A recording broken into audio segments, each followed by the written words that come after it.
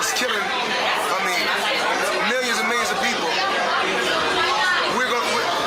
Me and my team, along with Sam Watson and his team, we're going to stand together and fight this disease. I come this way before, travel through the open door. Circumstances navigated the path, and life happened oh so fast. No, it got lonely. Sometimes you see, I know we couldn't make it. Even when I'm off beat, I still land on my feet, and nothing can shake me, cause I know life took a hold on. Never. This is where I am destined to be. I'm not ready to give up. No. I believe in the miracle of life. Life's a play with no rehearsal. Learn quickly, they'll come for your role. Games can play, can't take it personal, cause the devil is a liar. I'm telling you the truth, hey. It's all in what you do, hey. Some things you gotta do, hey. Expect a million, take a second, see the blessing in it. With much expected, much is given. When I made the living, now I'm giving back to children. Never let the power come first before your happiness, yes. You can be the best if you go the distance. Mix a little sweat with your persistence. You know that the best things are never instant. Just shine up, let them see it brilliant. Get up, open up your eyes now. It's the moment of truth. No backing down. We're bringing it to life. For the children, it's a given. You gotta give it, be a blessing. This my personal statement. Run the game like I'm aces. Learn to develop patience, determined to be the greatest. Yeah, bobbing and weaving, they changing up like the seasons. Indigenous to the grind, so I do it for all my people. Jabbing the competition, back up against the ropes. You fighting for recognition, I'm fighting just to promote equality where we lack it. While cancer slowing our road, I'm confident we'll make it. We focus on common goals. Yeah, give back, give love, give into the way. Never give up, stand tall to fight another day. 2 toes, 2 feet, I stand on the ground. I'm going back soon and fight this final round. Let's make the no rehearsal. Learn quickly, they'll come for your role. Can't get play, can't take it personal, cause the devil is a lie. Hey. That was what you do. Hey, barbershop conversations, man. How's everybody feeling tonight, man? How's everybody feel? I feel like I've been in this seat all goddamn day. You know what I mean? But I appreciate everyone tuning in, DB. What it do, big homie? Rob, Black Attack Circle, Danny, Donald, DB. Damn, anybody got other little D? Lonnie, Donald, Mark Wonderley, J8 Sir, TB, Crush the Legend. What's up, y'all, man? It's a pleasure to have y'all in here tonight, man. Thank you. Khalid Mays, appreciate you. Kadeem, Will, Nassim the Dream, man. What it do? The basketball director. Oh, man. I don't know the name of the song yet. It ain't got no title. Young World, Mr. J Dub, Bumpin', Nate Keaton, Brothers UK all day, 254 Dunson. That's your address? Yes, indeed. Yes, indeed. Reggie Owens, man.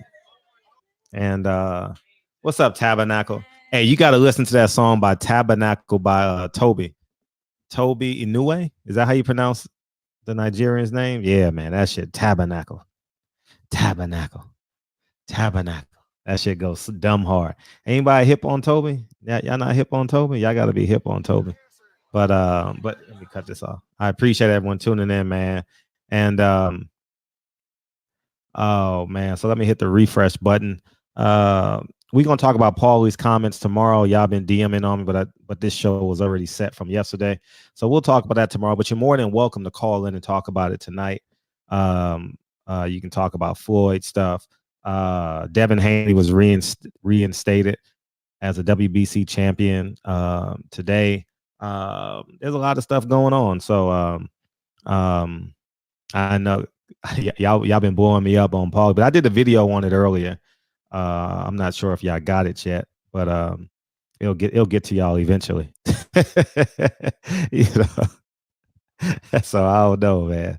Yeah, Toby Newey, that motherfucker, Reggie Cheese, he goes hard. He goes dumb hard. Fred, did you see what Andre Ward and Shakur said? Yeah, I saw that shit. It don't mean nothing. You know what I mean? When you make music with the devil, you got to dance. You got to sing with him. You know what I mean? I told him he wasn't getting the Josh Warrington fight. It didn't make sense. It didn't make any business sense for Josh Warrington to unify when he's not really that good. They're not just going to hand over a belt. You know what I mean? Josh Warrington is nowhere near Shakur Stevenson's level. And Eddie Hearn and Bob Arum knew that they wasn't going to do that. I told you guys that when they said he was fighting him next. I said, no, he's not. You know, and I thought Andre Ward should have known that going into it. You know what I mean? They're definitely, like black fight fans say, the business of boxing is staying in the business of boxing. So you can't expect them to sell their goods for basically nothing. What's up, Keena? What up, Rilla? So yeah, so that's kind of how I feel about that. We obviously got Floyd Mayweather. We got some more news on Floyd Mayweather's situation. By the way, I just did a 90-minute interview with Gary Russell. It's a pretty fucking good interview. We talked about everything. We talked about the fight with Devin Haney. Because for those of you who don't know, Devin Haney called Lomachenko a white boy the last time I interviewed him. And I wanted to revisit that. I definitely wanted to revisit that because of the comments that Devin Haney made. And I wanted to because I know Gary Russell is pretty sound and grounded in what he believes in. And I just offered, and in addition to talking about like what happened, I wanted him to give Devin Haney like some words of encouragement or something like that. You know what I mean? Some words of encouragement because you know, Devin Haney's going through it. He's young, but he gonna have to get through it. You know, it's the problem they created.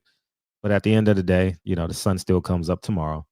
And yeah, yeah. I told Gary, man, I know I want all y'all to get y'all money, man. I definitely want to keep it in the house, but I definitely want to see you beat up a Mexican. I definitely want to see you beat up a Mexican, like for real. Like I told him that shit, man. Yeah, man. Just from a nigga in the barbershop perspective, I just want to see you like how we was rooting for Floyd against Oscar. You know what I mean? What's up, Sean? Appreciate you. And so that's kind of where I'm at with that. So that's where we're at with the show, man. For those of you who don't know, I'm gonna play some.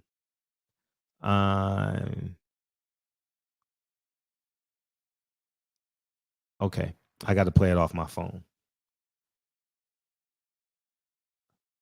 Nah, you know what I can do? Someone sent me the link yesterday. I should have.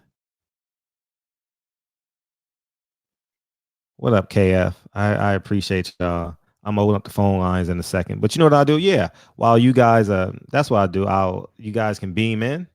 Feel free to beam in. I like that word beam. Like we in 2099 or something. Beam in. There's the link to beam in. Keena, you beaming in tonight? You beaming in tonight? Reese Joe took Patty Dean's Pilates class. I saw it on her page. I didn't get a chance to look at it. I just saw it. I'll look at my feed probably after the show. Willie Beeman, yeah. Reggie Owens, what it do, big homie. So the moment somebody calls in, I'll let's see who's beaming in. Beaming, yeah, I got you. Let me get organized real quick. And the phone lines are open. Phone lines are open. You guys are really gonna love that Gary Russell interview. That shit was fucking good. Oh man. Oh, you know what we gonna do to start the show? I put together a little something so you can use as pre-roll intro to start your live streams every night. That way it helps Brandon. Everyone doesn't have to start at your empty chair. This is for free. I don't want anything in return. I'll just say help another brother. I'm just trying to help another brother. I appreciate that. Lemon tint to V12, double check the details. Gotta cross my T's and dot my I's or I can't sleep well. 520, what's up? What up, Fred? How you feel? How you feel? I'm doing good, man. It's Nate, man. Oh, how you feel, Nate? What's up, man? How you feel? I'm doing good, man. It's Cam here. Let me show you some love. You've been showing me love for the past 2 months, 3 months. That's love. Easy, man. That's easy. Don't worry about that. Yeah, I'm the one I want to promote my kettle corn. You know what I mean? Yeah, go ahead. Feel free. You got the links and stuff? Can you hear me? Yeah, we hear you just fine. Okay, yeah, man. You can find me on Instagram at Keaton's Kettle Corn, KEETONS _ KETTLE corn. Can you hear me? No, we hear you fine. No, you're fine. Okay. You're great. But yeah, y'all can find me. That's the best kettle corn on the West Coast by far. Yeah, make sure y'all hit me up on Instagram, man. And Fred, I definitely appreciate it, man. And you got the links for it, right? Absolutely. Put the links in the chat. So people can. And you know what you do? Put a space in between if it doesn't come through. Put a space in between the www dot whatever. You know what I mean? Okay. And that way it'll show up on the in the chat so people can go to it. All right, no doubt, man. And I appreciate you calling in and don't hesitate to promote your product, man, for sure. Oh yeah, for sure. I definitely appreciate it, man. Oh, that's love. I appreciate you calling in. And you Yes, smart. sir, You man. called in Good and that's smart. You called in at the first call, so everyone's gonna hear it. That was smart. I had to get it in there, boy. That I was told smart. the nigga was gonna go through though. Yeah, that was smart. Yeah. I appreciate you. All right, thank you, man. All right, all the time. Yep. All right, peace. What up, Teddy? All right, let me find this. Shit. All right, cool. Yeah, we gonna play that. All right, we gonna play it with me being. Let me get an intro. Lemon tint to V12, double check the details. Gotta cross my T's and dot my I's or I can't sleep well. What's poppin', dog? What's up? Yo, what's good, Fred? How you doing tonight, brother? I'm feeling good. Yeah, I was reading Real Rap's corny ass joke. But anyways, what's up? Man, I'm chilling. You know what I'm saying? I just want to, give you the breaking news. Devin Haney has been reinstated as the WBC World Champion today. So, man, he got his belt back. And you know what I'm saying? That's a big deal right there. I'm happy he got his belt back. They took it away from him, and, it's just a step closer to this Lomachenko fight. You know what I mean? It's a step closer. And I feel like those comments, in a way, it did work. Now he got his belt back. He caused he caused the uproar, you know what I mean? And, we just wanted him for him to get in this big fight with Lomachenko. And I think, man, this is a big deal right here. You know what I'm saying? You heard about it? Yeah. I definitely heard about it. I said at the top of the show that he got his belt back. So does this make him a 2-time champion or what? Hell yeah, we gonna take that 2-time undefeated WBC World Champion. So that you definitely got his belt back. So I'm celebrating, right? I'm celebrating, man. The youngest world champion in boxing, Fred. You know what I mean? So this is a good look.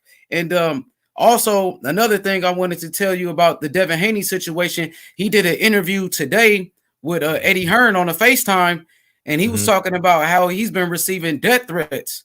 I don't know. Yeah, you heard about that? No, I haven't. No, please elaborate.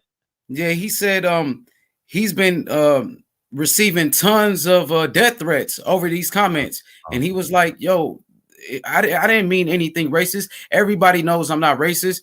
And Eddie Hearn was like, yeah, you know what I'm saying? I know you're not racist. And Eddie Hearn had his back. But, it's just, these people, man, the same people that was hating on him, Fred, before he even made these comments. These were the same people making videos about him before he said anything wrong, and now they take a statement and now they trying to run with it and trying to say you know, what he felt in his heart. And everybody knows that young man is not racist. Everybody knows he just wants that Lomachenko fight. At first, I felt like they liked it, Devin Haney. They liked him. But as soon as he started calling out Lomachenko, that's when a lot of people turned on him.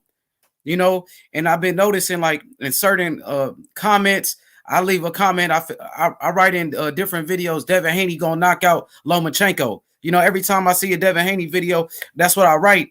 And everybody, they come to me like, man, you know, they be like, man, you know what I'm saying? Your great black hope ain't shit and all of that, bro. Like, the hate for him right now is crazy, Fred. You know what I mean? I don't know if you realized it, but you know, every time it's a Devin Haney video out here on YouTube, everybody hitting the dislike buttons and everything. Mm-hmm. So it's like he's public enemy number one right now. Mm-hmm. Yeah, no, he's definitely public enemy number one. I mean, because you have a group of people that's going to view his comments as racist, and they're never going to forgive him. You know, so so it's going to be whatever. And the funny thing about it was, if he beats Loma, they're gonna hate him anyway. They're gonna hate him even more, you know. But if he would have beat Loma, in my humble opinion, if he would have beat Loma and held on to those comments, he would have been a rock star. You know, Hell yeah. You know what I mean? Like he could have said it in the post-fight interview. You know what I mean? Like, you know how Mike Tyson used to walk? He walked away. Who did he knock out and he walked away like this? That was, I think, was it Michael Spinks or Trevor Burbick? It was one of those. Like this. He was like, yeah, he won. He was like, you know what I'm saying? Yeah. That would have been Devin Haney after he beat Lomachenko. You know what I mean? So, but yeah, man, that's too late for that. Say it again. You think it's too late for that? No, he'll get it back. He's young. You know, he's gonna make the right decisions moving forward. And I think he needs to, when he's comfortable in his most comfortable setting, he's going to have to address it upon his convenience. You understand what I'm saying? So when he's comfortable, and he's gonna have to do it on, he can't do it on IFL, he can't do it, he's gonna have to do it on my platform, 78's platform. Probably more likely it would have to be on like 78's platform and stuff like that for credibility purposes. You know what I mean? He's gonna have to face the music, you know what I mean? And because just for the overall trust. People gonna support him because on Saturday night we can't root for the white guy anyway as a whole. You know what I mean? So at the end of the day, it is what it is. You know, so that's kind of what for it is. Sure. Yo, Fred, you hear me good, right? Yeah. You hear me good? Yeah. Okay. Another thing I wanted to elaborate on is the Floyd Mayweather situation with his daughter. Mm-hmm. That's like, man, a sad situation, man. I know Floyd. He really did love his daughter, you know, because he used to always keep Ayanna with him everywhere. You know what I'm saying? Everywhere he went, you would see her right with him. You know what I mean? So it's just a sad situation. And, you know, for her to be with NBA Youngboy, you know, NBA Youngboy is one of the most wild rappers in the game, man. Like, dude is, he really in the streets and stuff. Plenty of shootouts he done been in, you know what I mean? And she's right there with him. You know, I know he's on all type of drugs. You know what I'm saying? He popping Percocets, lean, all type of shit. And I just hope she's not, you know, on any type of drugs, Fred. That's like one of my biggest concerns. You know what I mean about her. I don't know if I'm definitely not going to comment on that. I don't know if she is or not, but I mean, if you if you play in mud, you're going to be dirty. You know what I mean? So, shit is, I mean, you know, I hope that she's not. I genuinely hope that she's not, but time is going to tell. You know what I mean? Time is going to tell. And she got bigger problems than that, though. You know what I mean? I'll read you guys an article once you hang up about what came out today. For sure, Fred. You know, I'm just concerned about her. You know, I just hope everything plays out good. And, you know, NBA Youngboy, he's not the right person for her, man. You know what I mean? She need to, you know, hopefully wake up, you know, and go back to her father. You know what I mean? That's what I feel like. And, you know, one more thing before I sign out. And I did sign up to the Patreon. I kept my word. Yeah, I saw that. You see me in there? Yeah, I saw. I appreciate you. Okay, I just want to show support, man. Fred, you've been treating me good, man, and That's all I can ask for. You treat me as, you know, equal as everybody else. So appreciate it, man. You didn't, you know what I'm saying? Appreciate it a whole lot. All the time. We'll see next month. Nah, man, I told you. We'll see next month when the weather change. We don't do that. We don't do that. Fred, guess what, bro? You know what I'm saying? Like, it's one way in, no way out. You know what I'm saying? I'm here for the long term. I signed a long-term deal with Fred, man. It's gonna okay. Barbershop Conversations #1, man. H Money, Mr. The Zone. We signing out. Appreciate it. Appreciate you, dog. Thank you. All right, man. Where we at? He signed up to the Patreon. Yeah. Donald said like it. Yeah, like, yeah, it's trust. You know what I mean? I'm not no fool, but you know, shit. Yeah. Where we at with it? All right. So I'm gonna bring us up to speed. So everybody, I'm gonna start from where we left off yesterday, so everyone can see it. I just emailed it to myself, and thanks to Reggie Owens, I now know how to screen share. And where am I at? Email. So sent. Okay, where we at? All right, cool. So now that y'all can see it. So these are tweets from Floyd Mayweather's 16-year-old daughter.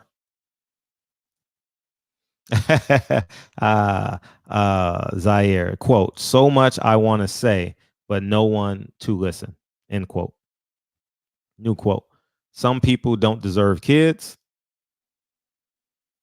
Last quote, "Take me to the moon and drop me off," end quote. Those are her 3 quotes. And I got to play this in the background so I don't get no copyright. I just got to play this in the background. And and you guys got to listen intently to the next one I'm going to play, okay? All right. Share screen, Chrome. Okay, good. Share. Okay, now listen intently. I just got to play it so it don't pick up the algorithms of the song that she has. Listen.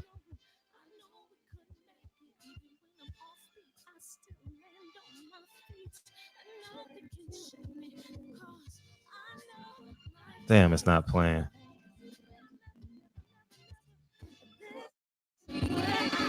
Let me stop it and start it. Let me hit the refresh button.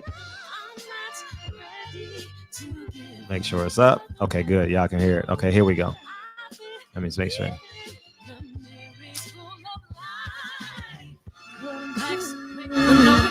Oh, yeah, no, let me cut the song off.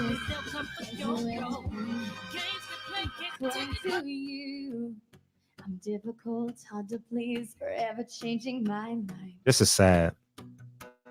I'm a mess in a dress, can't show up. It's sad. Let me play it one more time. This is real sad. According to you, I'm stupid, I'm useless, I can't do anything right. According to you, I'm difficult, hard to please, forever changing my mind. I'm a mess in a dress, can't show up on time, even if it would save my life. According to you. According to you. But according to him, I'm beautiful, incredible, and he can get me out of his head. Heart-wrenching. Heart-wrenching. Oh, man. Yeah, that's heart-wrenching. So that's where we're at with that.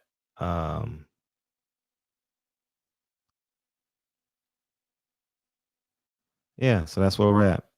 So that's where we're at with that. It's tough, you know.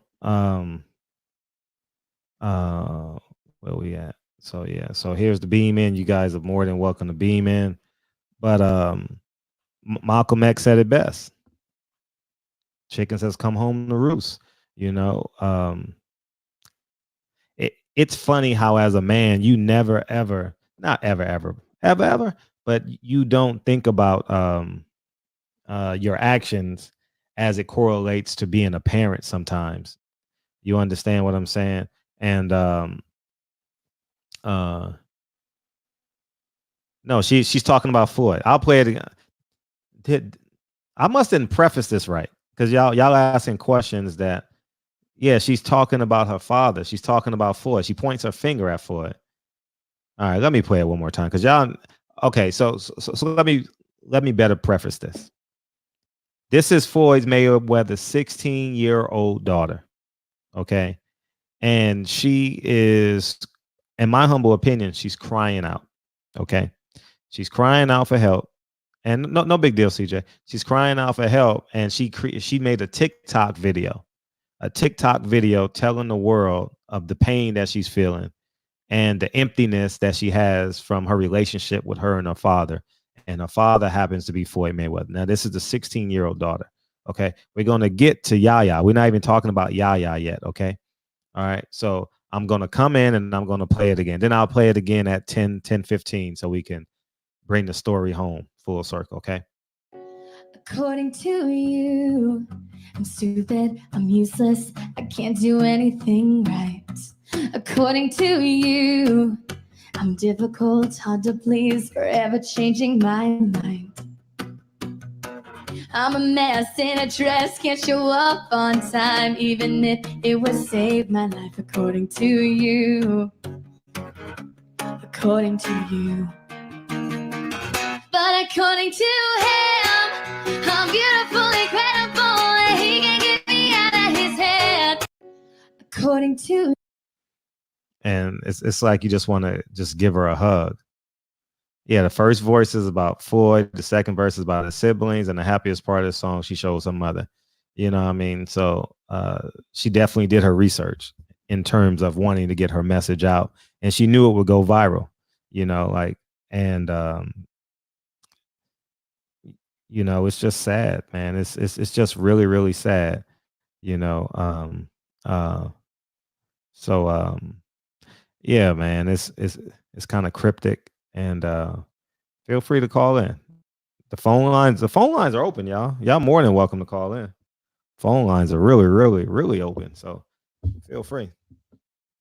Feel free to beam in. Keena says she beaming in tonight, so we get to see what Keena looks like in real time. Yeah.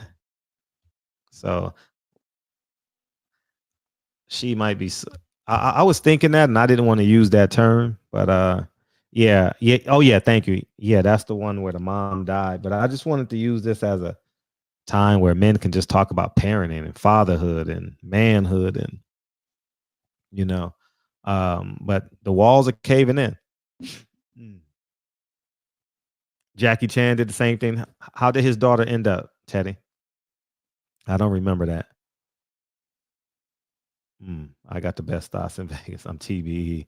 Yeah, you know what I mean? Like, yeah, it's all. I'll read the oh man. I feel like I'm like, but I'll just read you the news anyway. You guys gonna find out anyway. So more news came out today about Yaya's case. Okay, about Yaya's case. I'll read it to you guys. The state of Texas has let. Wait a minute. Go back. Okay, good. Here's the title of the article. Report state of Texas moving forward with the stabbing case against Ayanna Mayweather. The state of Texas has let her and her famous boxing father know that they will be pursuing aggravated assault charges. The Harris County, quote, the Harris County District Attorney's Office has subpoenaed the medical records of Ayanna Mayweather, alleged stabbing victim, LaPatra Jacobs, 24, as evidence in the case. Harrison County Assistant DA Kanisha Day got an order forcing the Houston hospital where Jacobs sought treatment to hand over her medical charts, x-rays, lab results, photographs, and other info, which will be used to build the case against Mayweather. Court papers obtained by Bossip State. Jacob shares a child with Mayweather's fiance, NBA YoungBoy. Investigators claim Ayanna showed up to NBA YoungBoy's house area mansion earlier this month and confronted Jacobs about being there. An argument started, to which Mayweather brandished a knife and then stabbed her love rival more than once, according to court reports. If the 19-year-old is convicted, she faced up to 99 years of state prison. You can totally tell this was a comment by the DA. You know why? Because she said rival, branded a knife, rival. So now they starting to reach out. So now they talking to the community and the jurors in the court of opinion. She branded a knife. Her rival. So now it has malice and intent, you know what I mean? So that's how they get you, man. I'm not looking, I'm just so you guys know in the future what the hell to expect and shit, and how they manipulate the media. You know what I mean? You know what I'm saying? Or how they use their words to manipulate the story and gain leverage, you know. So I appreciate you. Yeah, that shit was good, man. 88 Sports, that was a fun interview. You know what I mean? Damn, trying to paint the picture. Yeah, they are painting the picture. So next time when you got a family member, you know what they're trying to do. So, but it looks like they got a black DA, you know. They may be able to get to her, you know, DA Kanisha Day. So she's an assistant DA, got an order forcing. So they may be able to get to her. You know what I mean? She's a black woman. It sounds like a black woman. I haven't Googled her yet, but I'll reach out to her. You know what I mean? If I can get an interview with her, I'll reach out to her and we'll go from there. So I'm pretty sure I could find her online or something like that. I'll try and get an interview from her. Yeah, built prison. She better get the lawyer she got. Yaya little sis is not built. Yeah, this will drag out for 2 years. Well, if it drags out for 2 years, it sounds like an advantage. You know what I mean? Lots of black female. I'm not saying it's not lots of them, but I'm saying it's you know what I mean? It may be a level of empathy. Her empathy may not allow her to be the best person, the best prosecutor she could be in court, you know? So, because the civil suit is signed, sealed, and delivered, you know what I mean? She definitely gonna get the civil suit. I mean, the civil suit, she gonna win, you know, Lepatra. So I just saw the TikTok video and it's a mess. Yeah, DB, it is, man. It's tough to watch. You know what I mean? But this speaks to the bigger question, you know, is fatherhood. Like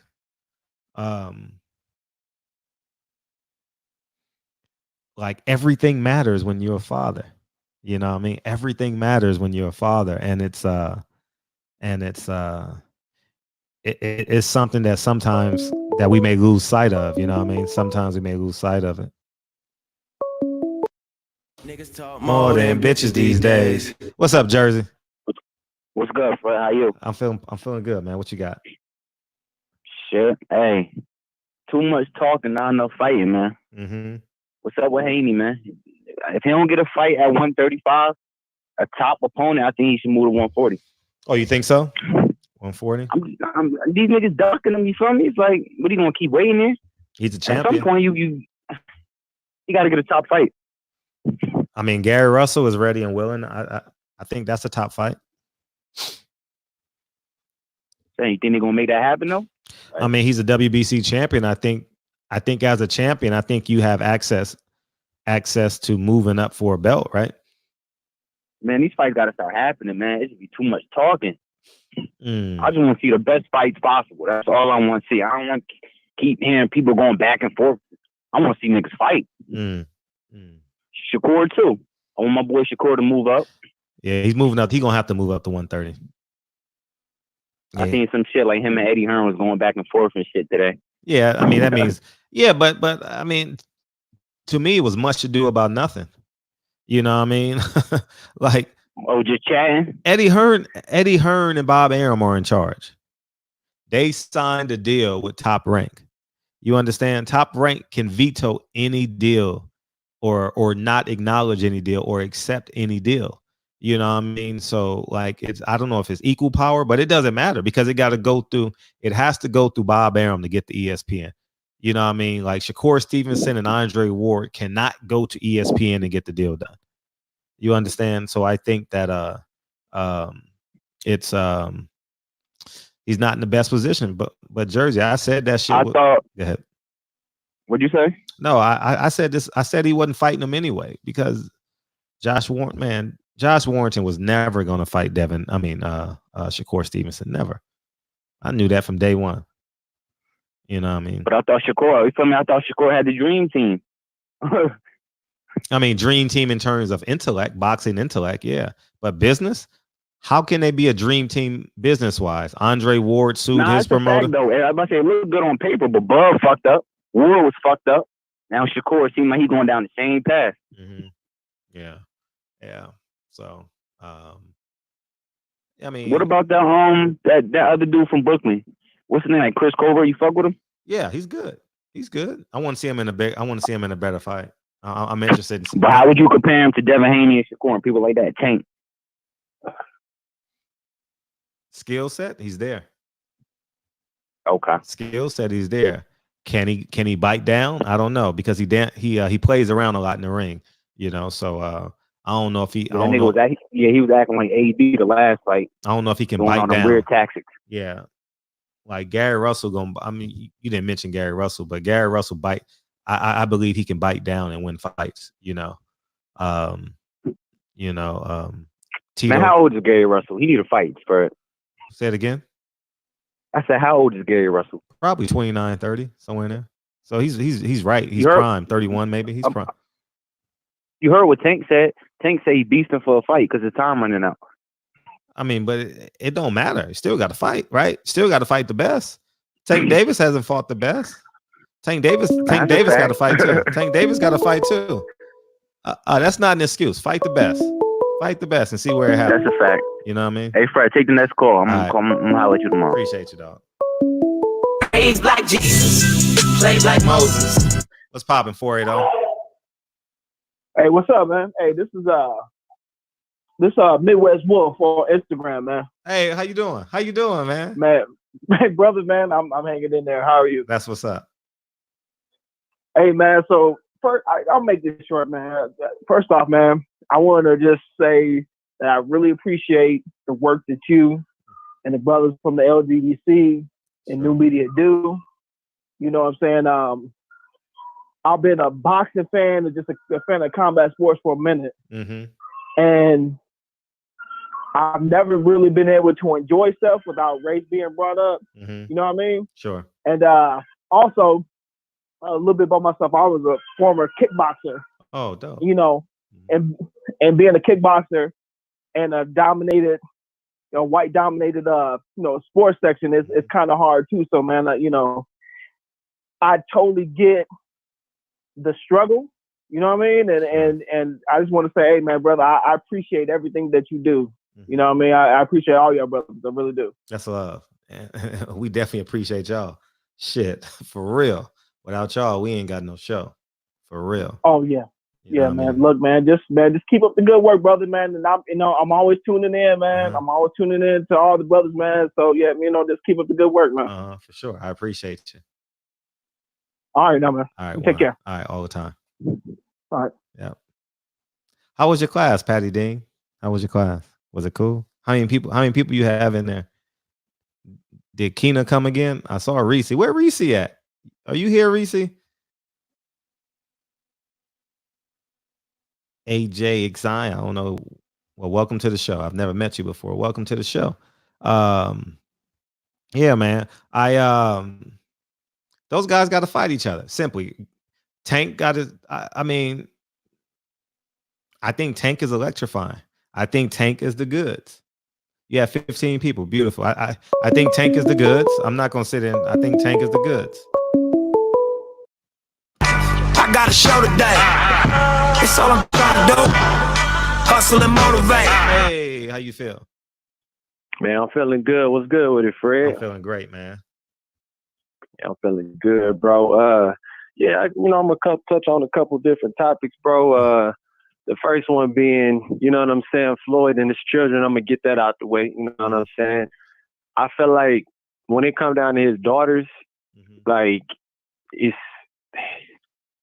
it just makes no sense to me how you can be attentive and be a good father when you boxing, because it's several clips of him having intimate conversations that look very authentic. I pray and hope he wouldn't be that much of a clown or an entertainer to the point that you only show breathtaking moments or intimate moments on a very loving father, you know what I'm saying, high fatherly level, just when you're on camera, when the camera is rolling. And then when the camera's not rolling, get the fuck out my face, little girl, get the fuck out my face, little boy. Like, I just don't believe he's that mentally trash. He's that mentally just done for. You understand what I'm saying? My inner, you know what I'm saying, just goodness in me just don't want to believe that shit. But if that's true, we should just stop supporting him in every single way. I mean, every single way. If that's really true, then we should stop supporting him in every single way as much as possible. I mean, to the point of not even watching his fighters. His fighters need to even jump ship and not be on TMT if he's really that fucked up. Because why talk a good game and we not following through? Do you understand what I'm saying, Fred? I mean, you all about following through, right? Follow up, follow through, double back, double up, right? Turn 7 to a 14. That's right. And turn a 14 to a whole thing. You already know it's life's a cold game, shit. But straight up. And when it comes to this nigga Floyd, bro, like I don't know, man. I just don't get how when you're not boxing, meaning he's not. I mean, he is active, but he's not active. You understand what I'm saying? Like he's pretty much retired. So how do you not? You're a free black man. Like you the freest black man that you could be. You claim you have all these millions. If it was me, bro, if I was in his position and I had children that were at that age, I'll be trying to make up for lost time. Everything would be, hey, we gonna go traveling together. You know what I'm saying? We gonna go to places you never been, see things you never seen. But I'm talking about at this age, because of course when they were younger, they probably went to a couple different places. And sometimes you don't remember as much when you're younger. But when you were at that teenage stage, getting into your early 20s, that's something really special that you can look back on and tell your own children once you have it one day about my father. He actually, made up for lost time. Yeah, he was an entertainer. Yeah, he had all these fans. Yeah, he had to do what he had to do and travel all the time, but he finally made time for us. Sure. And I feel like he's dropping the fucking ball right now when, like, dog, your daughter's fucking crying out for help. And if she, like, this is God forbid. God forbid if she, take the lowest route that she could take and end her own life and take her own soul. That burden on you. You understand what I'm saying? That's something you gotta suffer with. He probably end up he don't do drugs now, but trust me, if his daughter take her own life, you gonna end up doing some drugs, my nigga. You gonna end up strung out on some crack, some heroin, some sniffing cocaine, drinking, because you're gonna be running away from your respect. You're gonna be really running away from your feelings. You understand what I'm saying, Fred? Sure. Oh, I get it completely. I've seen the strongest man fall to the mighty of the drugs. So when people be like, nah, they can never beat me, nigga, you got me fucked up. Trust me, your kids commit suicide, bro, you ain't gonna be no fucking good.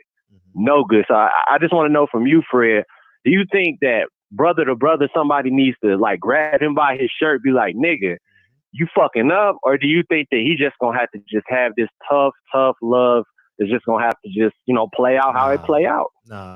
No, because think about it from a common sense perspective. Yaya is 19, his younger daughter is 16, right? Right. If she's make the mistake at 19 and the other daughter is resentful at 16, there's a patterns of behavior that created those. There were symptoms, right? It's like one child, oh man, she's being rebellious, she's this, she's that. You're going to support her, obviously. But when there's two, and then the son calls him a coward. Yeah, I remember when the son called him a coward when he told the police that he hit my mom. Well, allegedly. You understand what I'm saying? So it's so when 3 out of the 4 kids have said something that pertains to your inability to be a parent, you have to understand that that's not just smoke. That is fire.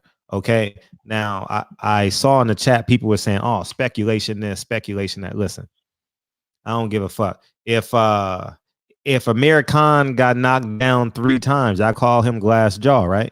If 3 kids out of the 4 say they questioning your parenthood, then that's obviously smoke to the fire. You understand what I'm saying? So if you show the same habits in the ring, you know what I mean? Why can't the way you formulate that to Amir Khan, why can't it formulate to Floyd Mayweather? So I have to hold him accountable. I know it's you don't know if I'm going to disagree with you, real rap. It's not different. If 3 out of the 4 kids say you are a terrible father, is he a good father or not? No, Yeah, he's real rap. not. Come on, bro. He's not. Yeah, he's not. I mean, no. And look, look. I ain't trying to dog pile on real rap, but real rap. Come on, bro. Like, what you know what I'm saying? What's shown in front of your face is shown in front of your face for a reason. Mm-hmm. Like, of course, you can say, "Oh, well, I don't want to believe it because this is social media or this or that." But man, when you see it with your own eyes, bro, like this ain't just happened 1 or 2 times. This happened several different times. You know. Nobody's perfect. So, of course, if something happened one time, you're like, oh, okay, maybe the kid's just acting out or maybe they just trying to, be spoiled because he has spoiled his kid. So we get it. But once it's something extreme, like you may commit suicide or like his daughter stabbing another person, these are drastic acts of deprivation. Like she's crying out for help. They're starving for attention, like on a high level. Because you got to remember, too, where we at, real rap, we are in the attention age. People think gold is the most precious, you know what I'm saying, resource. To be honest, for a lot of human beings, it's attention. Mm-hmm. People will leave $1 million situation just to get attention in a $10,000 situation. Mm. That's where we at, especially amongst teenagers and stuff. They don't have the same hustler spirit that a lot of us had when we were in the 80s or the 90s or the early 2000s. That shit's over. A lot of them are programmed into this social media world. So if you're not getting that full support from your father or from your mother, guess who you run into? Instagram for validation. You're looking for them likes. You need that validation, that immediate validation too. So when you're not getting that immediate validation, guess what happens? Your spirit shuts down. You shut down. You start doing irrational things that you thought you would never do before. So I really want y'all to think about that before you just, say that, oh, well, that's crazy. You know what? I don't think it's just a coincidence. Mm-hmm. You understand what I'm saying? Like, Fred, like, do you think it's a coincidence that she's on TikTok crying? Like, come on, bro. Like, let's call a spade, man. Let's call a spade a spade. No, it's not. You know what I mean? If my son shows symptoms of the coronavirus, and then my daughter shows symptoms of the coronavirus, I have the coronavirus. Like, you know what I mean? Like, you know what I mean? Like, it's just when 1 + 1 = 2. Being pragmatic will get you out of 80-90% of your problems in life. You know what I mean? So, just be pragmatic and be honest. Don't come up with no fairy tale concepts or, well, maybe if this happened. Don't be a if nigga. You know what I mean? Everybody want to be a if nigga. You know what I mean? Man, motherfucker, man, I missed the lottery by 1 number. If I would have said 17 instead of 19 or 71 instead of 17, you know what I mean? So I think that we just got to be honest. You know what I mean? Too many if niggas in this world, so it's way too many. And last but not least, when it comes down to Floyd getting down with the get down when it comes to spending the money, do you think he's going to spend the money to make sure his daughter doesn't go to prison? Because I mean, unless they're going to put her on probation for the first time doing something like this, you understand what I'm saying? Like, I'm really trying to figure out the scenario, because a lot of us were speaking from our own privilege of living in a state that's not a red, like a super red, super conservative, super backwoods 1800s mentality, which Texas still is. Don't let the fancy gadgets and niggas driving in Lambos like Charlo and stuff. Charlos and them can get it too. As powerful, as strong as them niggas is, if that old white man with that country hat on come up and go, hey, I think you raped my daughter. You raped my goddamn daughter. They can all go down. That's why I wish somebody would even get in their ear too, even though one of them is married and one of them, is kind of still dating. They should be teaching them, stay the fuck away from these white women. Of course, they're going to try to get on you. They're going to try to want you. But all they have more power than you do as a black man. You want to know how? And people are like, no, they don't. I'm an alpha male. I'm this and that. Guess what? You're in the system of white supremacy. Wake the fuck up, young man. If you end up getting in trouble with them, they have the power of the law. No matter how much you say, no, that's not right. It ain't about what's right or wrong.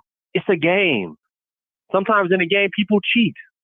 A lot of times people cheat and they get away with it. You have to understand it and play the game accordingly. That's why I don't rock with no white woman. A lot of people are like, you crazy, man. You a racist. Call her what you want. I'm just prejudiced. I ain't getting down like that. I ain't going down like that. And people should be telling these athletes, stay the fuck away from that kind of stuff. And even with her, I'm just nervous for her because she's in Texas, bro, doing that type of shit. You understand? When you stab something, like, man, they're going to try to, man. That's why I say hopefully Floyd really show up in that way, Fred. So I have a little string of hope that he will show up when you need to really, really show up and make sure his daughter don't go to jail and get her some counseling and he actually be there and they talk with the counselor, whatever they're going to choose to do. But something needs to happen is all I'm trying to say. And last but not least, when it comes to Haney, I want to see Haney back in the ring with an opponent that's going to, not be lifeless. Same thing with Ryan Garcia. Before they fight each other, which I don't think they're going to fight each other next year or even later on this year. But if they was to build something up, start talking shit to each other a little bit harder. You know what I'm saying? Start making more videos with y'all face-to-face and y'all just, verbal sparring back and forth because that's what the young kids want to see. You know what I'm saying? That's what even the older audience want to see. So you can build up the fight just like Oscar and Floyd did. Boom. And then you can fuck around and sell what? 2.5, 3 million pay-per-view. You never know. Imagine. You just never know by that time 2022 roll around because that's what they said they probably gonna get it cracking in 2022 if everything rolls right. I don't know, man. Do you think that's feasible or do you think that because something telling me Ryan Garcia is gonna end up eating himself into 147 pounds because he's looking pretty strong and solid.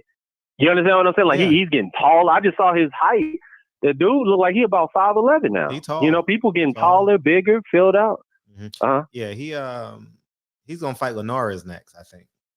Ooh, that's a good test. People think Linares is a watch, man. Hey, don't be surprised if Linares throw that left hook and knock Ryan Garcia clean. He got a mean left hook. If he land on Ryan, don't be surprised. I won't be. I'm gonna be like, yep, told y'all. You got to know what you're doing when you moving your fighter. Do you think that Linares is quick reflexes, like that fast twitch reflex that he has? Do you think that will be the difference, or do you think that Ryan's gonna actually just box because he has the ability to box on the outside and keep things long? That's his best bet to me because if he sits in the pocket, Linares has shown time after time that he could be down in the fight and hit you with a one-punch shot and then get the person out of there. So. I mean, all the above is true. I think both of them got good, fast twitch muscle fibers. Yes, yes. Both of them. Ryan is upright. I forgot how Linares looks, but I think Ryan is a little bit more upright. But he should be able to get there first. Linares got a few miles on him. He should be able to get there first. True.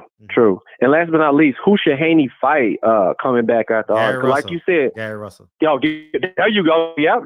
Throw him in there because everybody. You know what everybody else saying? No, man, he need more time. Why? So we can see him face another. Let's keep it real, another cab driver that he just gonna knock out real quick, or he's gonna just dominate, and we're not gonna see no resistance. The whole point of boxing, even when Floyd was coming up, is flawless as he looked in some of them fights.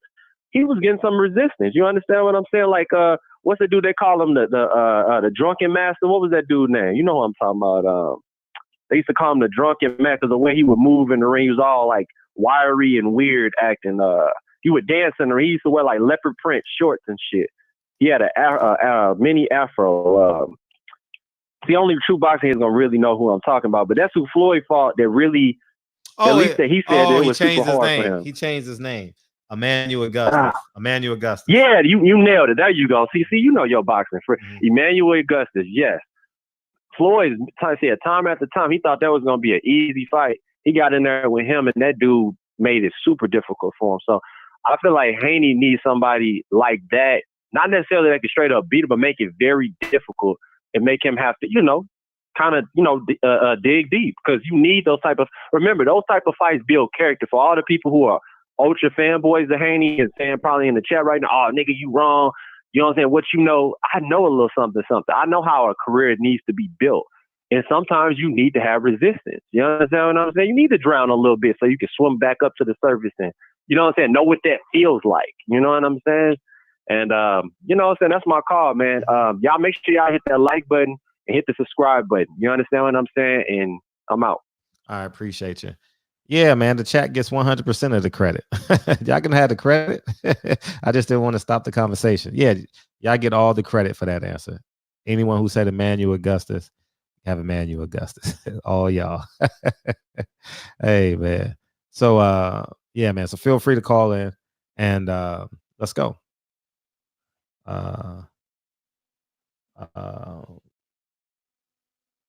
Yeah, I mean, Haney, I really don't want to see Fortuna. I mean, I'm done with Fortuna in terms of wanting to see him fight. You know what I mean? I mean, he's a good fighter, but he done ran his course. You know what I mean? He done ran his course. Uh, uh, just to get back on that Emmanuel Augustus fight, Kevin Kelly. Go to my page and Google my Kevin Kelly interview about that fight. He was in the back room with Floyd Mayweather. He said, "I'm never fighting no guy. I'm never fighting him again." That was the toughest fight I've ever had in my life. So go ahead and watch that. But yeah, man, I'm very interested on your perspective on people who don't believe it's Floyd's fault.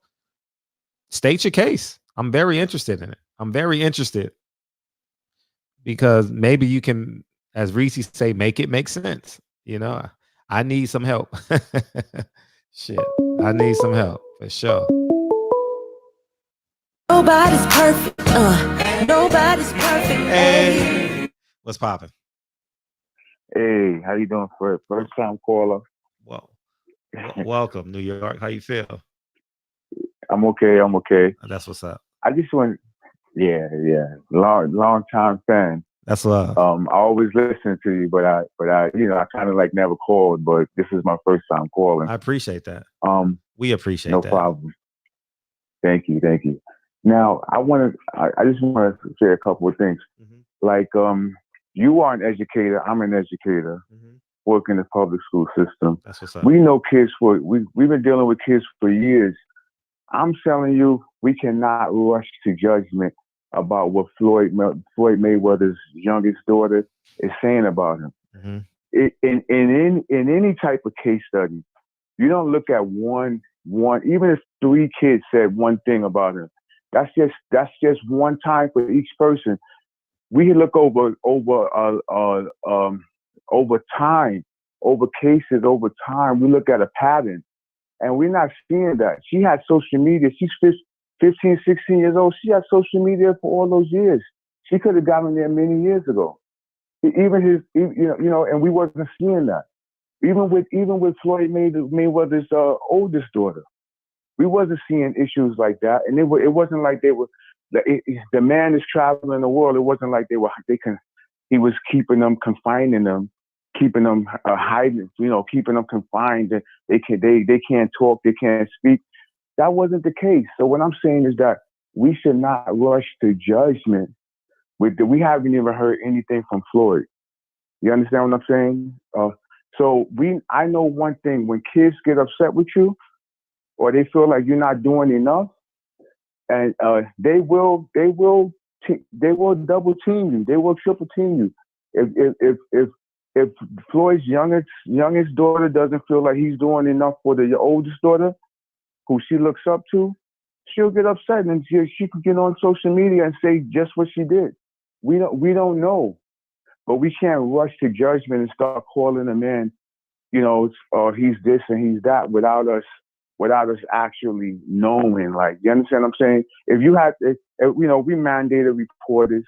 If you call ACS on somebody, they're gonna look at it. They're gonna look at the case, but at the same time, they want to see patterns over time.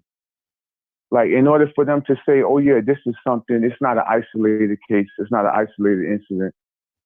His son just calling him a coward in the heat of the moment. That's not to say he's a bad father. We don't know what happened, and nobody was there. You understand what I'm saying? He got a 19-year-old daughter that's being rebellious. We don't know what the situation is. You understand what I'm saying? Like, usually with teenagers, if you say no, whatever you say no to, they're going to say yes. So the best thing is to just try to stay neutral or don't say anything and just see what they're going to do. Because anything you say, if you say A, they're going to say B. You understand what I'm saying? So that's just my take on it. I mean, I'm just a fan of Floyd in the ring. I mean, I don't know what he does outside the ring. I'm not a fan of what he did with the whole Gucci thing and all lives matter. I'm not a fan of that. But I'm just saying, as far as with his kids are concerned, I just don't see the pattern that to say that he's a neglectful father, that all of a sudden he's calling her stupid and you won't amount to anything. You know, like I just can't. I mean, I'm not saying it's not the case. But what I am saying is that we never heard this before from her until we see him with something with his oldest daughter, and then he's taking her pictures off of social media and everything like that, and kids are gonna they're gonna team up, they're gonna flock together. Like what's your take on it, Fred? You know my take on it. I think you're full of shit. I think you're full of shit. Like I'm sitting there like, God damn. Like you ever fell asleep listening to your daughter tell you a story? You're sitting there like, when like the never ending story always happens at 8:00, right? 9:00, right? Like no, like I just think that I just think no longer can a man like a man, in my humble opinion, say I respect Floyd as a fighter, but not as a but what he does out the ring. When you got 2 crying daughters crying out for help, I see a pattern there. You know what I mean? I see a pattern. I mean, he talks about bragging about women and having sex with women and objectifying women. That I don't agree with. Right. And he been bringing multiple women around his kids and everything like that. No, to the world. Like I said, to the world. So you know what that means? To the world, yeah. So that's how they treat his daughters. You transfer the energy. You never can break energy. So the disrespect that's going on in his house, he got 3 or 4 women in there. He's traveling with 3 or 4 women. His daughters are traveling with him. I mean, where's the mother at? Where's mommy at? Right. You know what I mean? Right. I mean, he's objectifying, throwing them $1,000 each, $2,000. Man, it's just my opinion. Just my opinion. Right. I don't respect the man. I don't respect the man. You understand what I'm saying? Right. Right. As far as what he's showcasing, you understand. But in actuality, like this is not something that we can't say that he's neglecting them. That he's basically, he's not showcasing the proper or what was fatherhood as far as I'm going to be with one woman. I'm going to be it's with not even that. It's not even that. I can't say that him sleeping with. I'm not even talking about. I'm just understanding how he's outwardly malicious as it relates to objectifying women. You understand? And it transcended down to his kids. I mean, to his daughters. His sons are pretty quiet. His sons are real quiet. But I just don't. I don't understand. You know what I mean? I just don't. I just don't get how you can't correlate 2 girls crying out for help. Well, I just say that I see rebellion on one the big girl. I see rebellion because you got to think about it. He had his kids that it wasn't like the man wasn't taking care of his kids. He had his kids at just about every fight. No, that's the catch. That's the catch. Y'all missing it. He wasn't taking care of his kids. That's what y'all not getting. Y'all thinking because the kids show up on fight night. I'm showing up on fight night. You're showing up on fight night. Who the fuck wouldn't? 2.5 million people are showing up on fight night. Who's not showing up on fight night? Who's not? Right. So who's not showing up when the camera's cut on? Y'all missing the point. I don't know. I can't say what he does on a day-to-day basis. But let me tell you something. If I'm out, if I'm doing the video, very often y'all watch my videos and my kids come in because the playroom is literally next door to my office, right? They come in, they do what they think. if Lincoln came in here and said motherfuck this, motherfuck that, and then Kennedy came in like motherfuck this, motherfuck that, y'all like, oh shit, Fred. Oh, but I make it look that great. wouldn't happen. but I'm just saying, but I make it look great though. I make it look great when I'm not around though. When they not around, oh, Fred's the greatest parent. I always show my kids on Instagram and this and that. Oh, he's but I just heard two of his kids cursing. You know what I mean? So I mean, speculate what you want, believe what you want, but I'm a man that I'm just pragmatic in my decision making. You know what I mean? I'm pragmatic. I'm not judging it on the man's merits. I'm not judging on how much money he's worth. You know? Right. It's not even about that. Yeah. It's not even about that. Yeah, definitely. It's not, but that's all I wanted to, and I'll make sure that I definitely call in more often. Like, I wanted to ask you one day, like, why did you leave the school system? But, I got that laid can off. be another time. I got laid off. Simple. Okay. Okay. All right. Okay. Cool. Yeah. We definitely. I've been doing this for like 23 years now. Thank you. Yeah. Thank you. Yeah. No.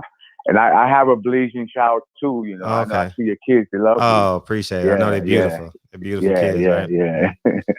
I think every kid is beautiful. I think every kid is beautiful. When I look at Bay, I'm like, damn, they so beautiful. Absolutely. I walk into Lincoln School and I'm like, damn, there's so many beautiful kids. Damn. Yeah.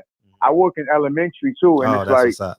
That's what's up. Yeah, it's like when you see like the pre-K and the kindergarten, you're like, wow. Like, so and they all the kids are like together. Like, it doesn't matter the color, the skin color, with the race, anything like that. Like, I got kids from Yemen in my school, black, white, Hispanic, Asian, and they all play together. So it's like what happens as they get older, and you start to see them not only start to deal with people that look like them, and that's where you see the breakdown. It's like, because if they can play when they were smaller like this, then what happens when they get older? It should still be the same thing. Like, you understand what I'm saying? No, facts. Yeah. But let me let another caller call in, brother. I appreciate you calling. Thank you. All right, one. Oh yeah. Oh shit, she beamed in. What song you want? Nobody's perfect. Nobody's perfect. Hey, I ain't seen you in years. How you been? I'm good. Okay. Keena World. What's up? Nothing. How you doing? I'm good. You asked me to beam in here, right? Oh yeah, beam in. So where you want to start? What's your take on the Floyd Mayweather thing? Take care of your children. Take care of your daughter. It's your daughter. Simple. They didn't ask to be here, so do you other think than that, do you think they're crying out? what? Do you think they're crying out for help? Yeah. I don't get too much into that because it's none of my business. But like, children are children, It's only a matter of time once they start like doing physical harm to themselves, then people want to step in and they want to like really be there. Like, does it take for her to slit her wrist? Does it take for her to like, what do it take for you to just get your daughters? But that's me being a mom. That's how I feel. But I'm not gonna ever speak on anybody and what they got going on because they don't personally know me.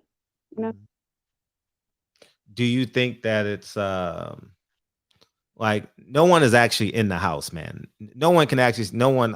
If you're in the chat and you think, and you've actually seen it, I haven't seen it. I've seen Floyd spend time with his kids. I've never. But I've also personally, Yaya disrespect me twice. You know what I mean? Like physically disrespect me twice.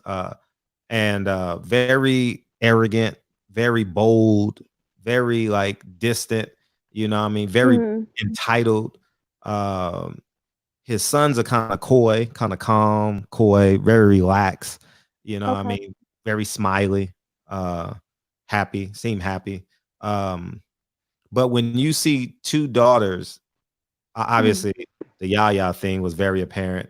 And then you see the 16-year-old daughter say those things about her father, do you think that there's a gap in the fatherhood or the child? Who would you place the blame on? The father. The father, right? I mean, that's just personally what I believe. Like, it's just the father. At some point, you got to be the father. See, here's what happens. Mm-hmm. Here's what I think happens. People are going to say, well, they have a parent, they have a mom, they have a grandma. So some people say, well, the mom treats her like her best friend. The other mother just passed away, and this and that. I'm just saying, at some point, when is the father gonna step in and be the man, be the father? We always talk about being the leader. Floyd said he's his own boss. He don't follow nobody. As a man, we say we are the head of the household. We raise the kids. We make the final decisions. When are you going to make the final decision? It's really it's really up to him. You know, we can talk until we like blue in the face and put our own input on how we would treat our children if we was, you know, if they was in that situation, or we will never let our children get to that situation. But it's really up to him. You know what I'm saying? But I don't really know, because I can't even fathom my babies doing that shit. Not at all. Hell no. I'm not a mom if my kids like crying out for help. You know what I'm saying? You got to make sure your child is protected at every angle. You know? I agree. You got to make it right, inside and out. Like, even if you do have money or you don't have money, your children never asked to be here. You always got to protect them. It's your soulful duty. I couldn't agree with you more. You know what I mean? The parents are in charge, you know? Right. It's just what I inherently believe. So, yeah. Anything else? What we at? No. That's it? Well, it's great to see you. I haven't seen you in years. How you been? Everything else good? How's Vegas? I've been black. Vegas has been cool. Okay. I've been low key partying. Don't mind me. I look crazy. You get me. Well, next time you in LA, give me a call. And the next time I go to a fight in Vegas, I'll definitely hit you up. Well, you gonna know because now you're a part of the chat. We going to the Deontay Wilder fight. Oh yeah, the Wilder fight. Yeah, the Oh, Wilder. yeah. Fight. I forgot about that. Yeah. So, and hopefully that happens this year. You know what I mean? Hopefully, well, they ain't having a fight if fans can't go for sure. That's for damn sure because they need the gate to pay the salaries. You know, so it's definitely gonna be after they realize fans can come. So that may not even be this year. You know what I mean? So, but yeah, man. Yeah, Reggie Owen says, "Can I see that long thigh?" Reggie, so you want to get beat up? Reggie, you want to get beat up? Yeah, I can have that conversation in the DM. Oh my God. Hit her up in the DM, man. Hit her up in the DM. Maybe y'all can do like that Instagram video call or some shit. You know what I mean? Yeah. But yeah. I appreciate you calling in. Thank you. You got to make this a habit. So guys to see you. And I will. Yeah, I appreciate you. Yeah. Okay, cool. Thank you. Thank you, Ken. Appreciate you. How was your class, Patty Dean? How was your class? Oh, shit. That ain't healthy. Ain't healthy. Oh, I'm on. Yo, what's up, man? Bro. What's popping? Yo, bro, what's up, man? I was just talking to H Money this day. No, I was gonna chime in on congratulations to Devin Haney getting his belt back. Absolutely. Yeah, like you know what I'm saying. We happy about that. So hopefully he try and get that shot with Lomachenko. So even though it was a bit negative, I did say it was positive in a way that he actually said Jose Cinnamon talked to him and he shamed the WBC into getting his belt back. So I'm happy about that. In relation to Mayweather's daughter, boy, like I've kind of got like obviously I'm over in the UK and my perspective on the whole thing with his daughter. I was gonna say like in terms of IR, she when she looks at NBA YoungBoy, she sees her father because women usually see that.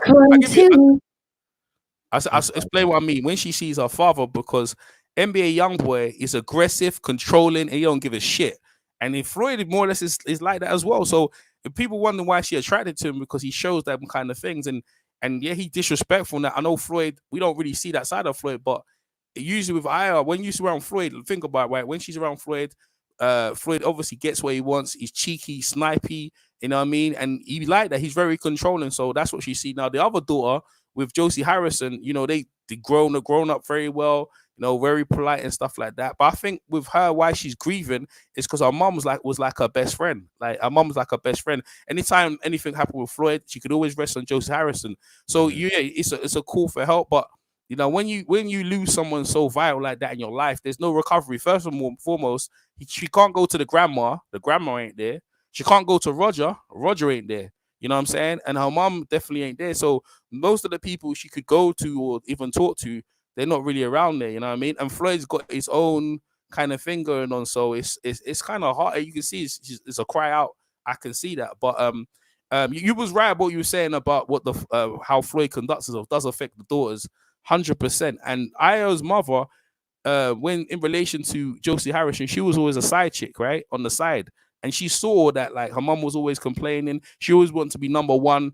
Like when Josie Harrison wasn't there, then Floyd brought another girl. So she was on the side, and Aya saw that. So you wonder why Aya would get with NBA young boy and be, because obviously he's got kids. Why would you put yourself in that situation? Well, because her mom was in that situation with Floyd. Obviously, she had kids when she met Floyd, and Floyd had kids as well. So that's all she's doing is what she's seeing. So the other kid, I think it's more. Yeah, I think it's more to do with, you know, their family. It's like and it comes to that sort of sensitive. She ain't got no one really to talk to. Aya's not there, so that's probably her. You know, they're close actually. They're probably close. She's going for what she's going through. So it's probably that, man. It's sad, but the thing is, like you said, like money doesn't buy love and stuff like that, man. And all the money in the world and stuff like that.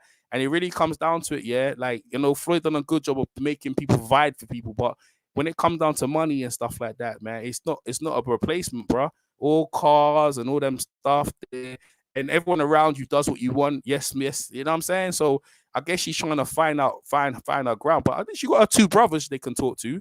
But you know, it's pretty hard. Well, what's your take on the situation with Floyd and that, man? You were saying you don't really respect the way he conducts himself with women. You were saying no, it's not that, but it's not just that.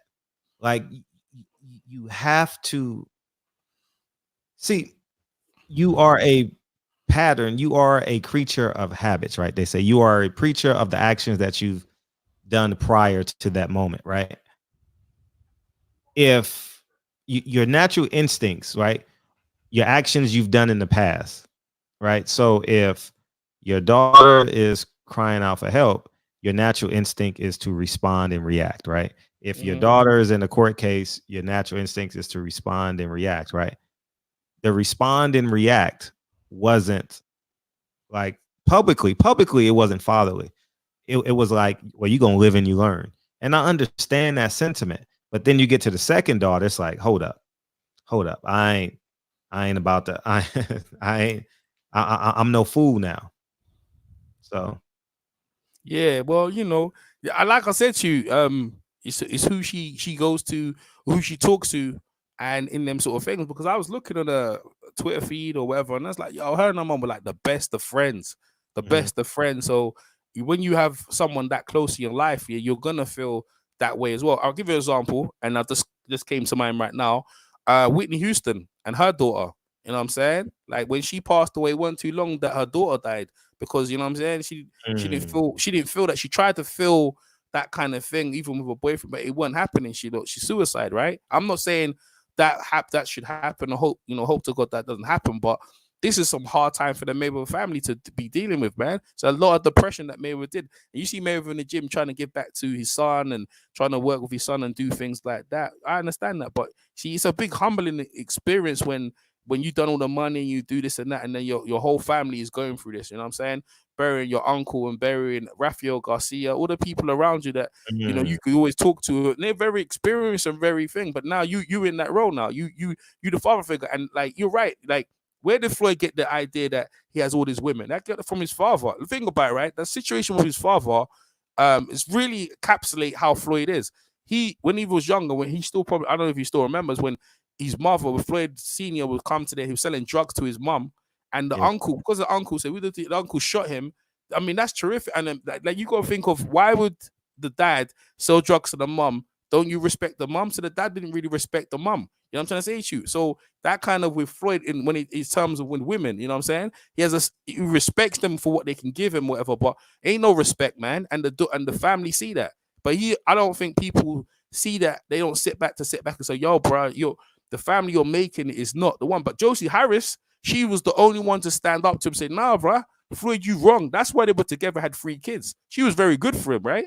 But at the same time, you're like, I'm gonna go this, I'm gonna do that, and have all these women. But none of them women, they all do what you want, Floyd. But you ain't got no woman to sell you, Floyd. You're doing wrong. What you're doing is, you always need a woman to check you and say, nah, And when you're earning that many millions, it's hard for anyone to tell you something. I don't know how she died, but you can imagine, at some points when she probably wanted to see the kids, and Floyd said, nah, we're going here, we're going there. So, you know what I'm trying to say? She probably lost control in that respect, that the kids wasn't really listening to her as well. I'm not saying that was the case, but there was a lot of grieving on Twitter. I see Floyd put up pictures.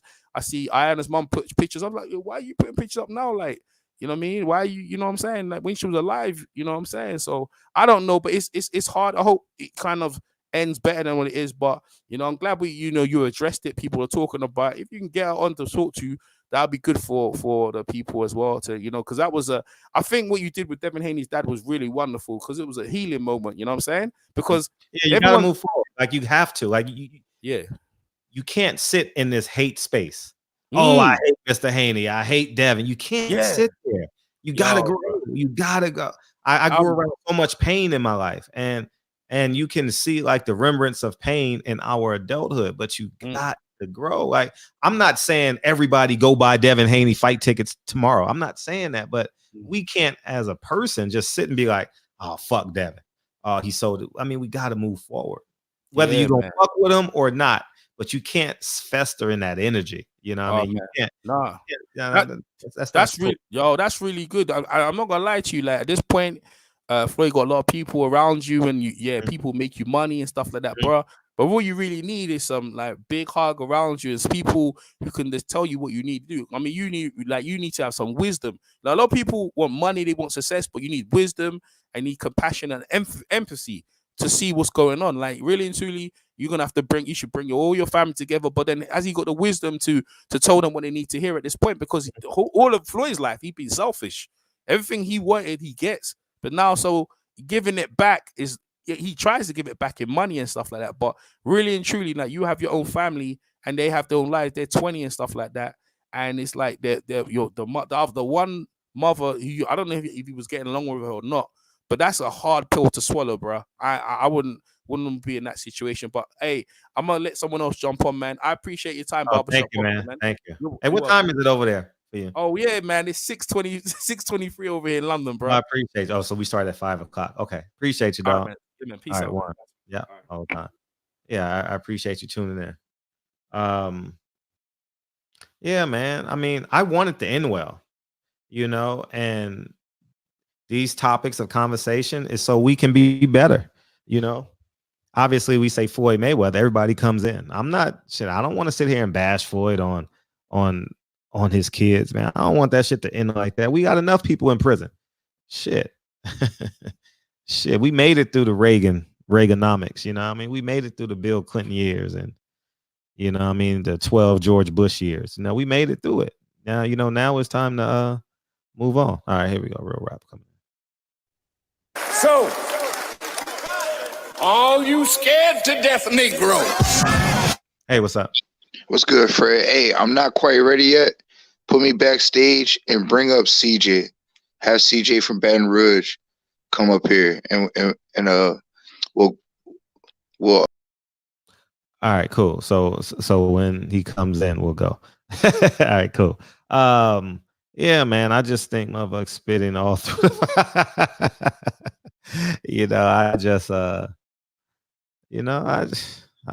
I really want it to end well. Seriously, think about this. Floyd got 6 security guards. Probably 2 unarmed police officers. No one has the idea to tell Floyd publicly they're going to crucify you if your daughter goes to jail. And they haven't picked the jurors yet. Hold on one second, B. They haven't picked the jurors yet. They haven't gone to trial yet.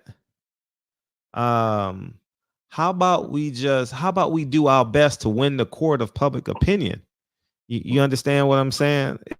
It's like when OJ went to jail. All his teammates said, "Oh, OJ was a good man. OJ was this. OJ was that." You know what I mean?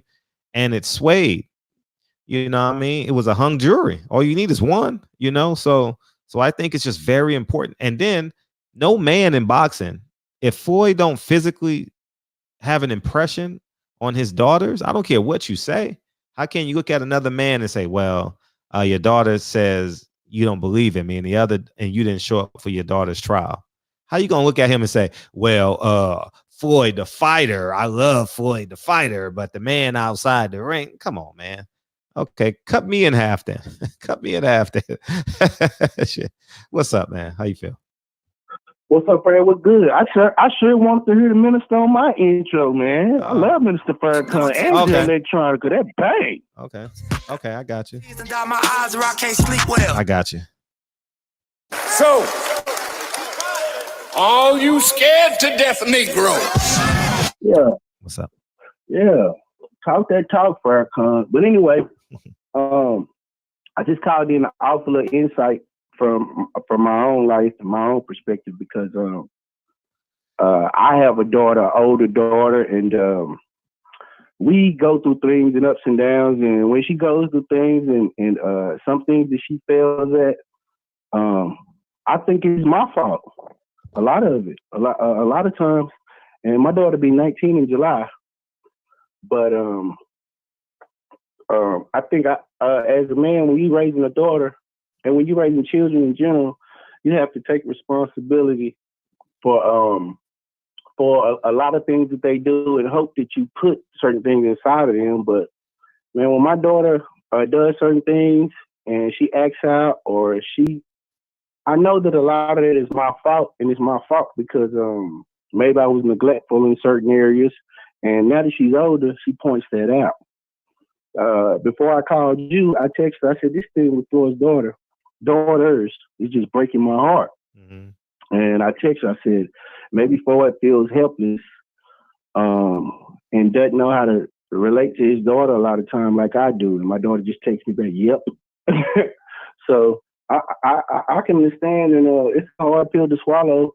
And you got to look yourself in the mirror and realize that you're not successful at everything. And what you want to be successful at is raising decent children who are pillars of society. And you don't want to see them make certain mistakes. And you just got to put it on yourself, and that's the way I view it. So I just want to offer that and get back in the chat. I appreciate you. So what should be Floyd's move then? I think Floyd's move is to go get around his daughter, no matter what, and just show her, even if she shuns him. That's what I do. I just keep pushing and let my daughter know I'm here, no matter how much she pushes back. So I think he should just, no matter how much he pushes back, he should go be around his daughter. It's my view. And I think his youngest daughter, he really should go be around her. I mean, the only thing you got now is time. She only has one parent, and that's him. So a lot of times we got to swallow our ego. And these girls, man, they let you have it. They hurt your feelings. And a lot of times we don't know how to deal with that as men because we used to just be like, you know what, I'm not dealing with that. Mm-hmm. But from my perspective and what I've learned and what I've been dealing with, I just keep persevering and keep pushing through. And I just keep dealing with my daughter. No matter, I don't give a damn if she's 20-some years old. She just got to block me and stop taking my calls. But you can't run me away. Exactly. You can't run me away. You can't run me away unless you run away. You got to break the contact, but I ain't never breaking the contact. You can get mad. You can be upset. You could trash me. You could do whatever you want. But at the end of the day, I'm standing tall because when I go to sleep at night, I know I did what I was supposed to do, and I feel settled in my mind. So that's my view. I appreciate the call. Thanks, Yes, man. Yes, sir. Have a good evening, Fred. A good night, and peace to the Facts. chat and peace to the gods. Facts. Appreciate you. Yes, sir. So, all you scared to death Negroes. What's popping? All right, cool. I'm back up in here. I was just telling you, bring me back. Hey, good. Hey, look, man, good call. I don't know if dude was from Louisiana, but if he was, I'm not surprised. That was a real good call, man. It was some things that was said in Ant Fresh call that I disagree with. Just the beginning part, 95% of his call was on point. I just don't get the blame, bro. Like I don't get it. So I'm gonna use my family example. I got a nephew. He's in jail right now. He's been in jail for like 2 years waiting on trial because he had shot at his baby mama while she was in the house, and the kids was in the house. She had a boyfriend in the house, and he lacked judgment and shot in the house. So he's looking at some serious charges, and nobody blames his mom though. You know what I'm saying? Like not in public anyway. Like everybody blames his mom behind her back. And I don't do that shit. Like I told her straight up, like you fucked up, you know what I'm saying? Because you bought him that gun, you know what I'm saying? And knowing how emotional you are, you know what I'm saying? You, like God bless the truth. You raised an emotional person, you know what I'm saying? So with that being said, that's how I'm looking at it, bro. Like I was also gonna use the example of I don't know if y'all niggas remember the bitch, but Casey Anthony or Anthony K, how you pronounce the bitch name? The one that killed all her kids. Like, you know what I'm saying? There's a two-part thing to this. I can't vouch for Floyd, man, because I didn't watch him raise his daughters. But if his daughter went out and stabbed somebody, you know, like me personally, bro, I just look at the shit different. I can't blame somebody else for doing something else that I didn't insinuate you doing. You know, if I go out there and bust my gun, my dad's not going to go to jail for that. I am, you know what I'm saying? And I seen like I said, man, I seen my family members. I got 2 sisters. They were raised different from me. Like my baby sister, she just had a birthday on the 20th. Salute to Alyssa. She was raised completely different. And she's out there fucked up right now. And you know, she's smart. Makes great grades, does great in school, but she has a problem at home. You know what I'm saying? You would think it would be the other way, but it's different. School, she's an angel. But at home, she's a fucking demon, and that's because of the job, the piss poor job that my mom does. You know what I'm saying? Now I got her on track. Me and my older brothers, we're getting her back on track because we told her, bro, you got the fucking world ahead of you. You want a car, you're gonna have it. You know what I'm saying? Anything in life you want, you're gonna get it. Trips, you're gonna get it because your brother's gonna take care of you. So that's why I say I try to bring a different perspective. And if I got to use my family every time, then I'll use my family because I got different dynamics in the family. But if you had anything to address, I'll answer. If not, I'll go ahead and get off. I ain't trying to be long-winded. No, I mean it's not that it's not just, excuse me, that she did it, and we're not saying that she has to stand alone in trial. She'll have support. But it takes 19 years to commit that crime. It took the other daughter 16 years to make that TikTok video. All right. And where there's smoke, there's fire. They live in 2 separate homes in 2 different states, 2 different mothers, but one father. What do the daughters have in common? The father. I feel you. Go ahead. So if the one string that they have in common is Floyd Mayweather's DNA, and both of them have, one basically said Floyd ain't shit as a father, and the other one allowed her boyfriend to say Floyd ain't shit as a father. So I mean, at some point, Floyd has to strip himself of his ego, pride, and everything else, and have high humility and say, maybe I have made a mistake. But now is the time where I said I got to be a man. I got to be an example of a man to 2 young ladies. Obviously, Yaya has no concept of what a man should be. And I don't know the other daughter because she emboldened herself on me. Like she treated me, she acted like I was small. Like you understand what I'm saying? And I just let it go. You know, I don't know the other daughter. I don't know any of his other kids. I've just seen them. And like the boys are kind of coy, happy, calm, coy, very relaxed, you know, look shy a little bit. The other daughter is the same way. And Yaya is very aggressive. Right. But Floyd is the linchpin. Floyd is the key that unlocks the door. You know, he's Hey, the Fred, hinge to the door. Yes, go ahead. Hey, 1 second. Finish your point. Mad James, suck a dick, bro. You know what I'm saying? Me and Fred are having a conversation right now. You could suck a Ronin dick. Go ahead, Fred. It's just I just think that Floyd is the linchpin. You know what I mean? Floyd is the ink to the pen. Floyd is the gas to the car. You know what I mean? Floyd is the wood to the fire. Like, I just think that he is the principal owner and designer of what these young ladies are going through. Now, at the end of the day, is our daughter or our daughters gonna make a mistake and fuck some other nigga that, yeah, sure. And then, but the father got to have a conversation with her, be like, hey, listen, young lady, that nigga wasn't shit. I'm not, and you may be going through a phase, yeah, but we have to do better.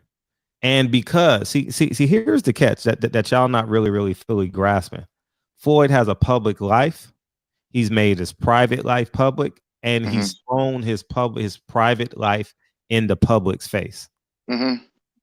So we have every right to have an opinion publicly on how Floyd is acting. He told us we wasn't shit. He's like, me too? Oh, boy got a Maybach too. He says, I'm a leader. I don't follow everybody else.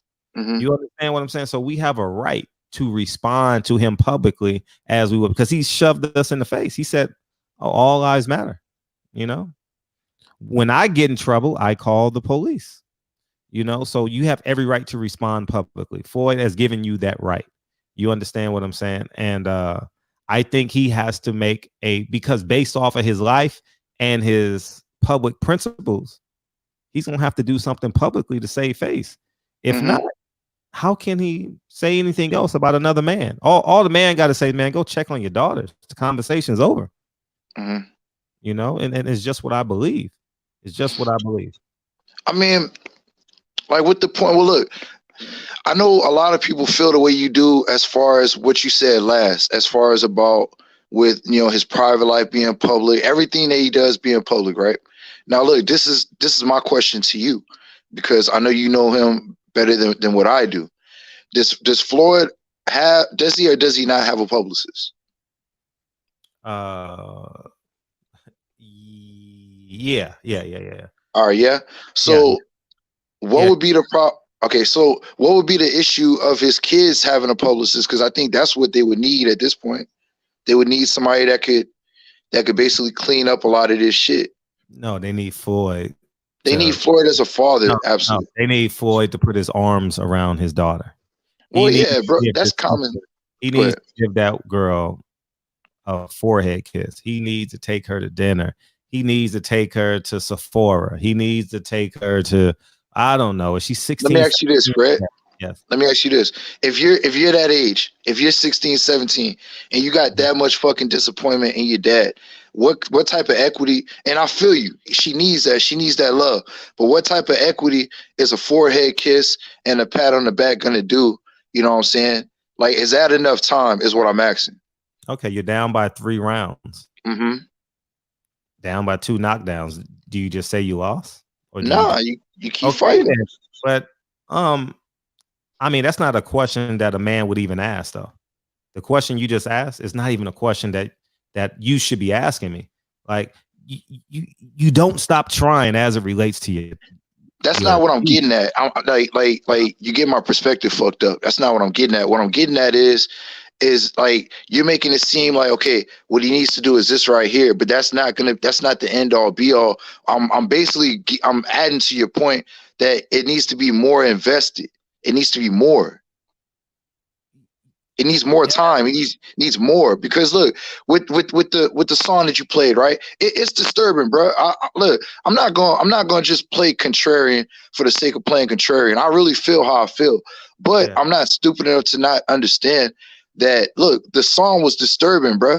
If that's a cry out for help, you know what I'm saying? Then honestly, bro, like I told you last week or the week before, the family needs counseling. Yes, Floyd needs to be there, but that family needs counseling, man. Because if that's the case, you know, the girl might be too far gone. Like I was gonna use myself as an example, bro. I used to think, I don't think she is. nah. Well, look, bro. If she can't even have the communication is gone, bro. That's what I'm getting at. There's obviously no communication there. That's a wrap. That's what I'm saying. It may take a professional to come in there and bring that and try to fix that bond. Because if you gotta put that out for social media and for the world, you know what I'm saying, to be heard, she feels like, obviously she feels like she doesn't have a voice in her own home. And I know what that's like. I know what it's like to feel like that. She has no voice. In her mind, she has no voice. So I got to go out to outside stimuli, and I got to make my voice heard outside of the home to be able to get back into the home. Floyd has a unique advantage over all of us. Only 0.001% has this option. They can stop doing what they're doing for the rest of their life. Floyd can stop what he's doing for the rest. He throws it in our face. I'm rich. I can do whatever I want. I'm this. I'm that. Ha, ha, ha, ha, ha. He can stop whatever he's doing for the rest of his life. Never make a dime. He said he makes 8 figures a month, right? Go be a father. Go attend. Nigga, I don't know where his daughter is at. I don't know if she's back in Vegas. I don't know if they put a travel ban on her or whatever the case may be, or she has to stay in Texas. I don't know that to be true. But I'm going to tell you one thing. If my life is public, which his life is,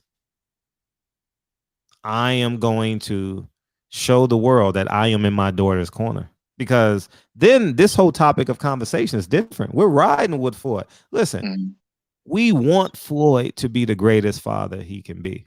We want him and his daughters to have the greatest relationship. But now I have to use my platform to use Floyd to speak to the men that are on the ropes. You know, there's some men listening right now that are on the ropes with their kids. You know, and I don't control Floyd. I don't know if I'll ever talk to Floyd ever again in my life.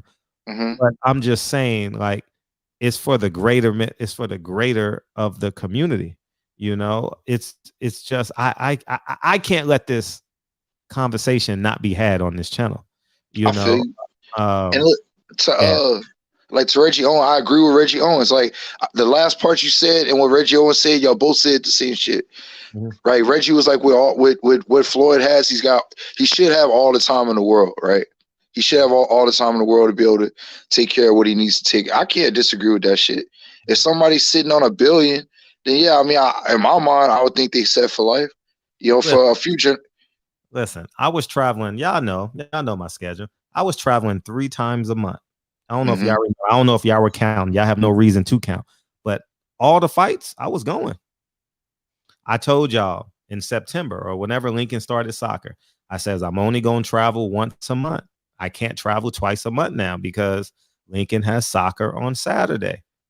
So I cut my travel down by 66%. Do I have to? No. Is it a choice? Yes. Do I feel obligated? Yes. Do I want to do it? Yes. Do I love doing it? Yes. So I think there's decisions that we have, and I'm not saying Floyd hasn't done it, but whatever he's done to this point as it relates to those girls hasn't been enough. And I feel you on that because, like I said, there's an obvious communication deficit. I'll concede that point to you because there's no communication if the daughter's got to cry out to the world through a song and then actually point to who she's talking to. That I can't defend that. Yeah, and the decision to hit send on it. I mean, That's a big decision. That's a big decision to hit send. It's a huge decision.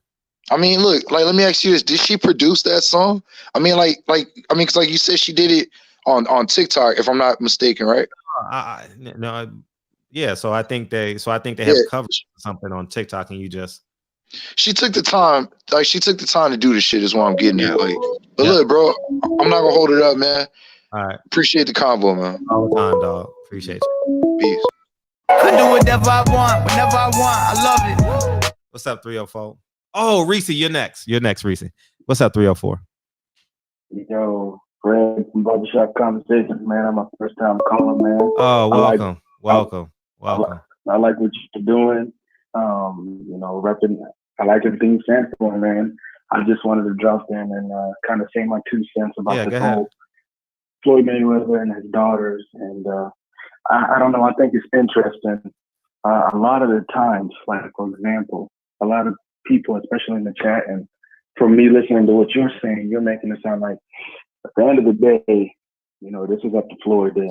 This all happened because of Floyd, or, basically he has to pretty much take the blame for it. And like you said, he has to step up as a man. I agree with that, man. But it's crazy because just if I use like my own family as an example for all this, my dad took that round. What is it? Yeah, go ahead. I'm sorry. Go ahead. Okay. See, my dad, he worked 5 kids, provided for all of us. My mom was a stay-at-home mom. And, our older brother went to jail, did his thing. He went to jail. He chose to do shit. He got in the drug game and shit. And younger brother got in the drug game. I got a sister. Out of all of us 5 kids, only 2 of us took the advice that we got from my parents that actually are doing decent in life. And the other ones they did their own thing. Like, I feel like, your job as a parent, because I'm a parent now, is to raise your kids. Like, that is your job. You're supposed to raise them to put them to a point to where they can make their own decisions, do their own thing.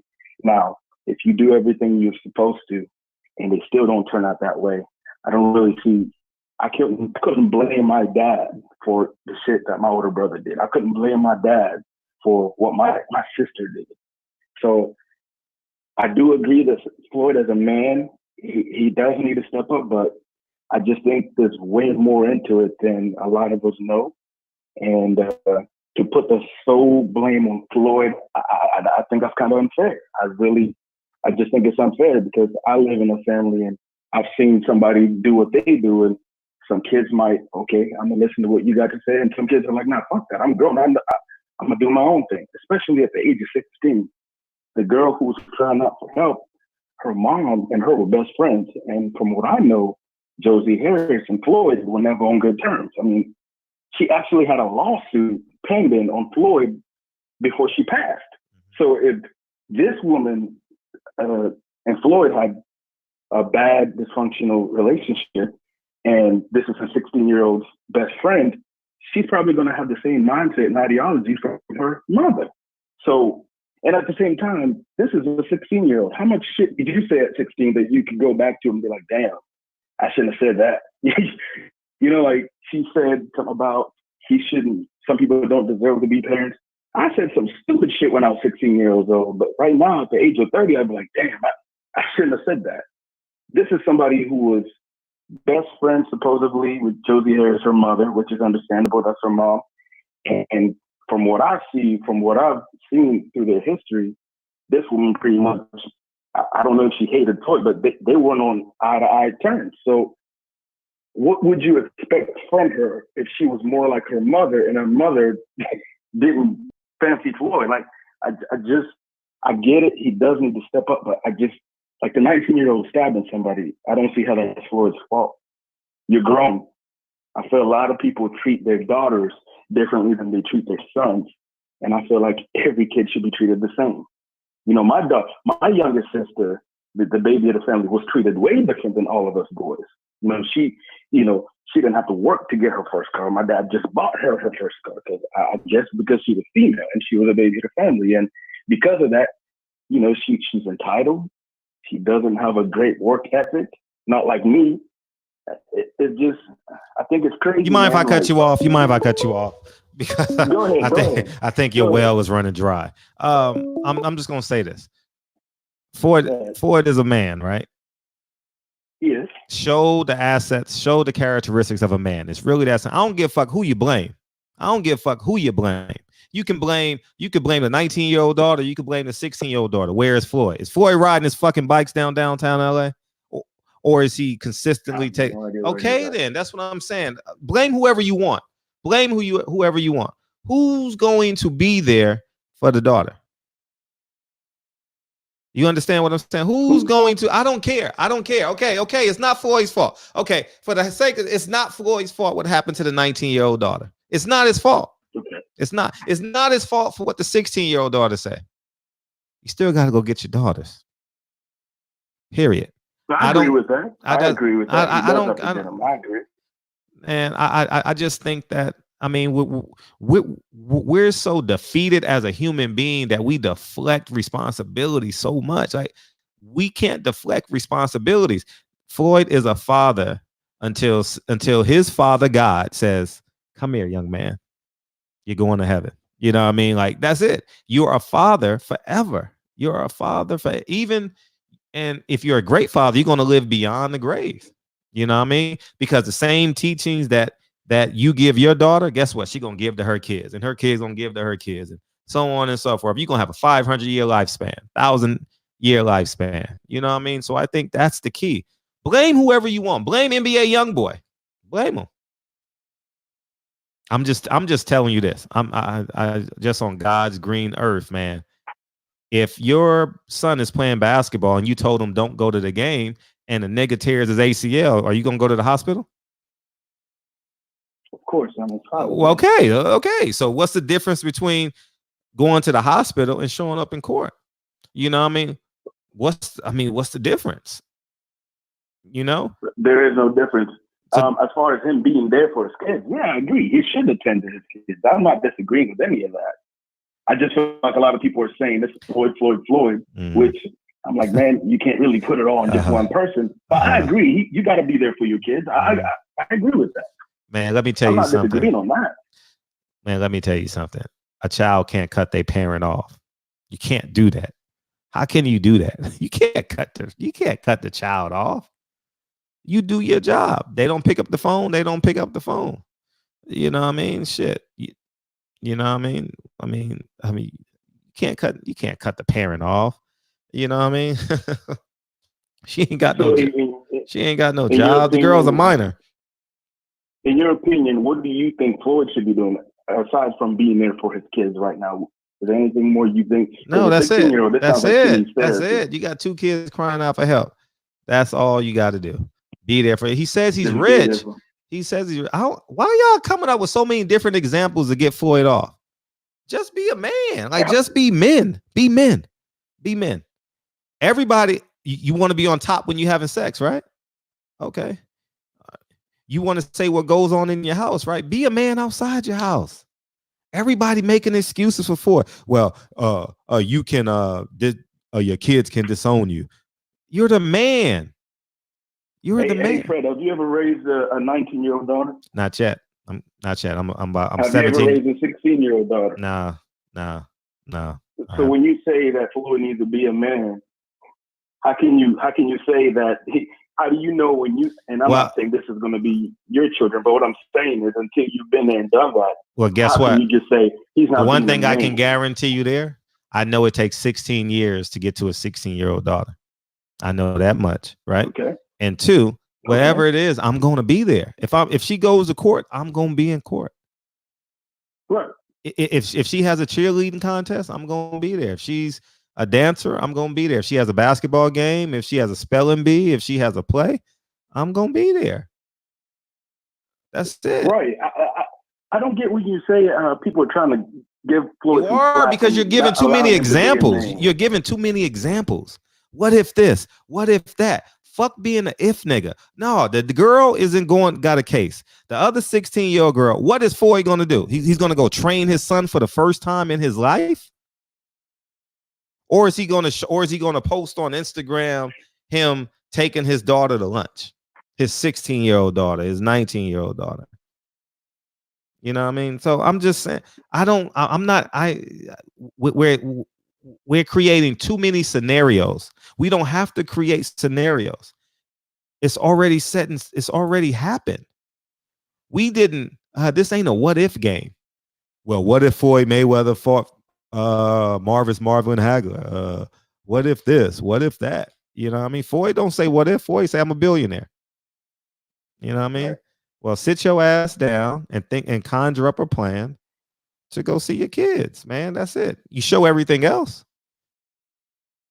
If that's the only thing you were saying, I joined the live kind of late. If that was your argument or that was your statement from the beginning, I apologize. I didn't hear that part. But yeah, I do agree with that. So I don't want to get it all twisted like I'm not agreeing with that. I do agree with that fully and wholeheartedly that he does need to be there for his children. I do agree with that. All right, let the church say amen. Amen.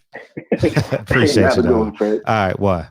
What's up, CJ? What's going on, Fred? How you doing, baby?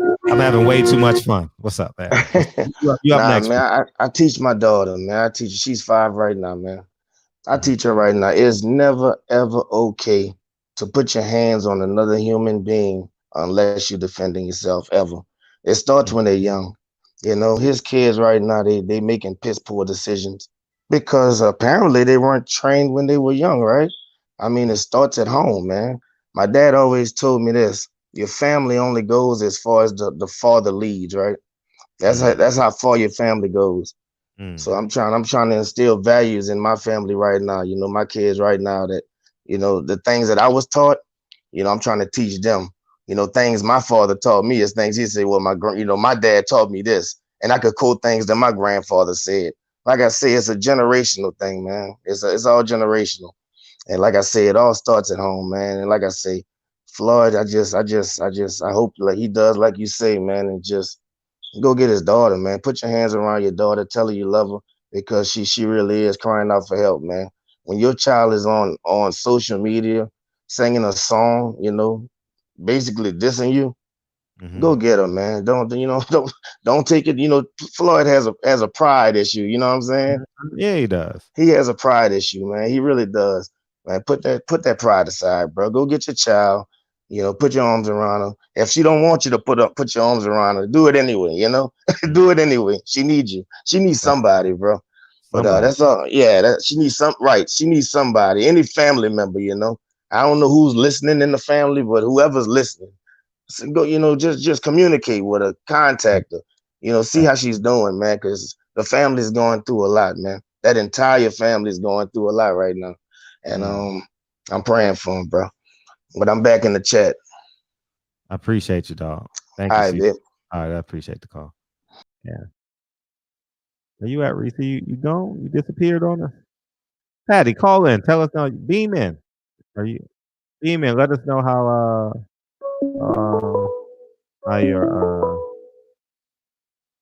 your class went. I'm having way too much fun pissing y'all off. What's popping, Pastor Usher, Deacon 305? What's up? You hung up? Oh, you hung up. Reese, where you at, huh? Anyways, so that's just what I feel. And I'm not moving on it, man. I can't.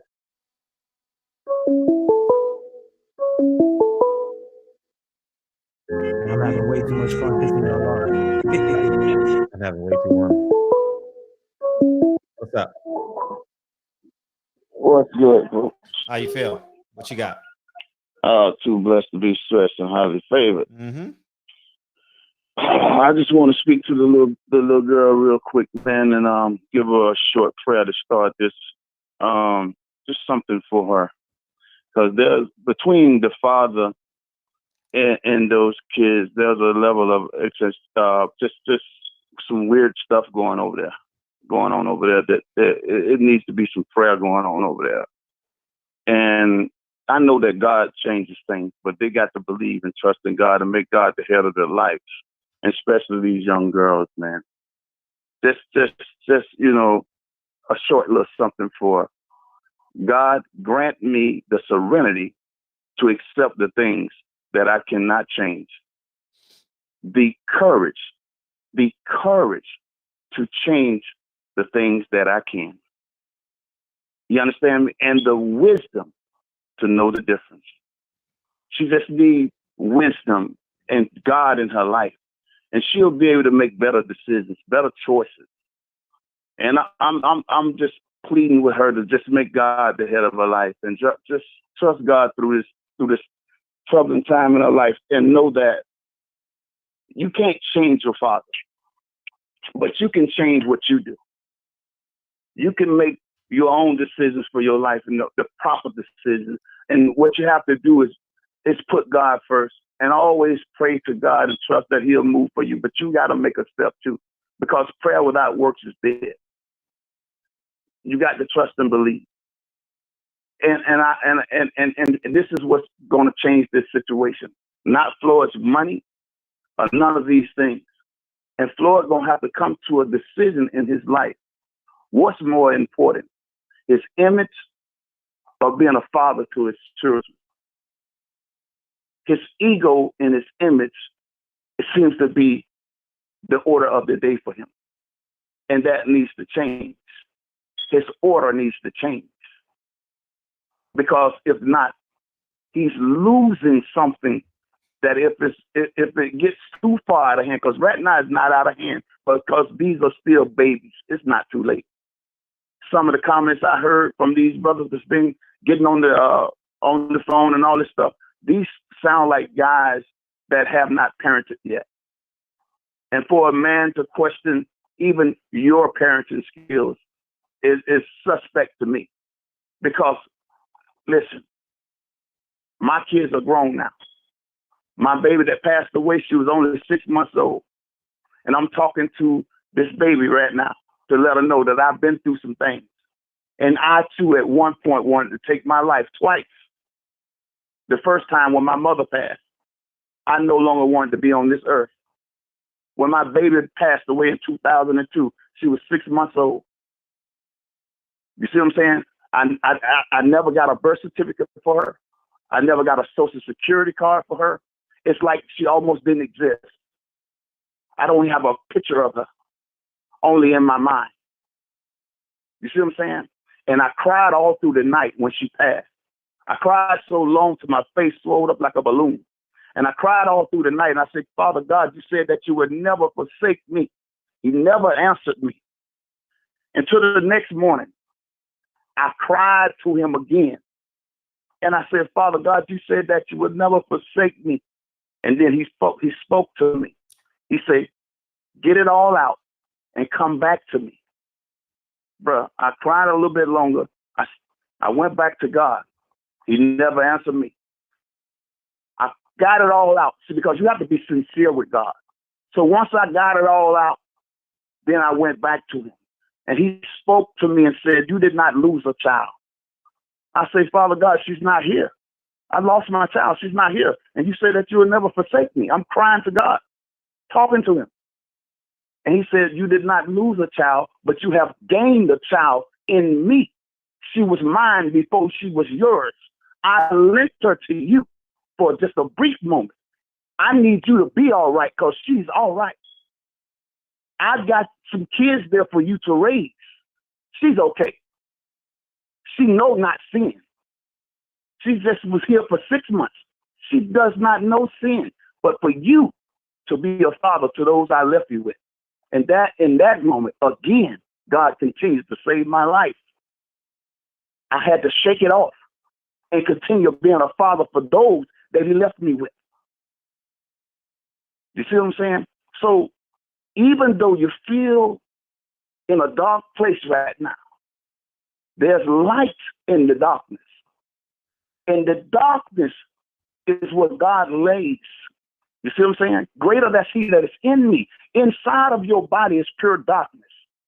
Just like the womb of space where God created himself. 3 levels of triple darkness where space became the womb of God, where he created himself out of matter.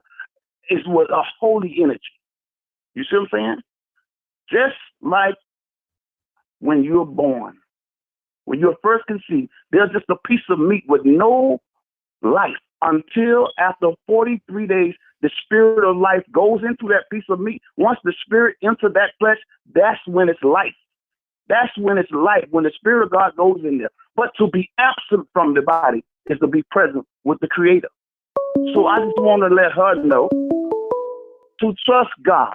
Put God ahead of your life. And, you know, they can tap on the phone all they want, because this right now is for this child. This ain't about whose fault, who this, that, and the third.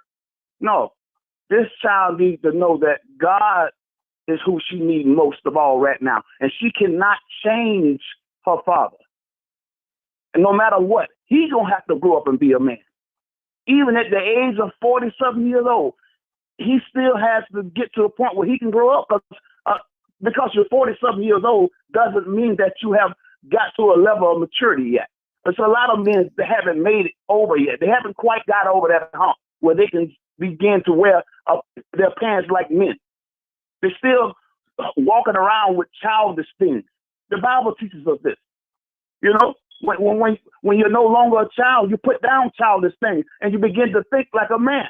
He haven't transitioned yet. Something's wrong there. Something is very wrong there.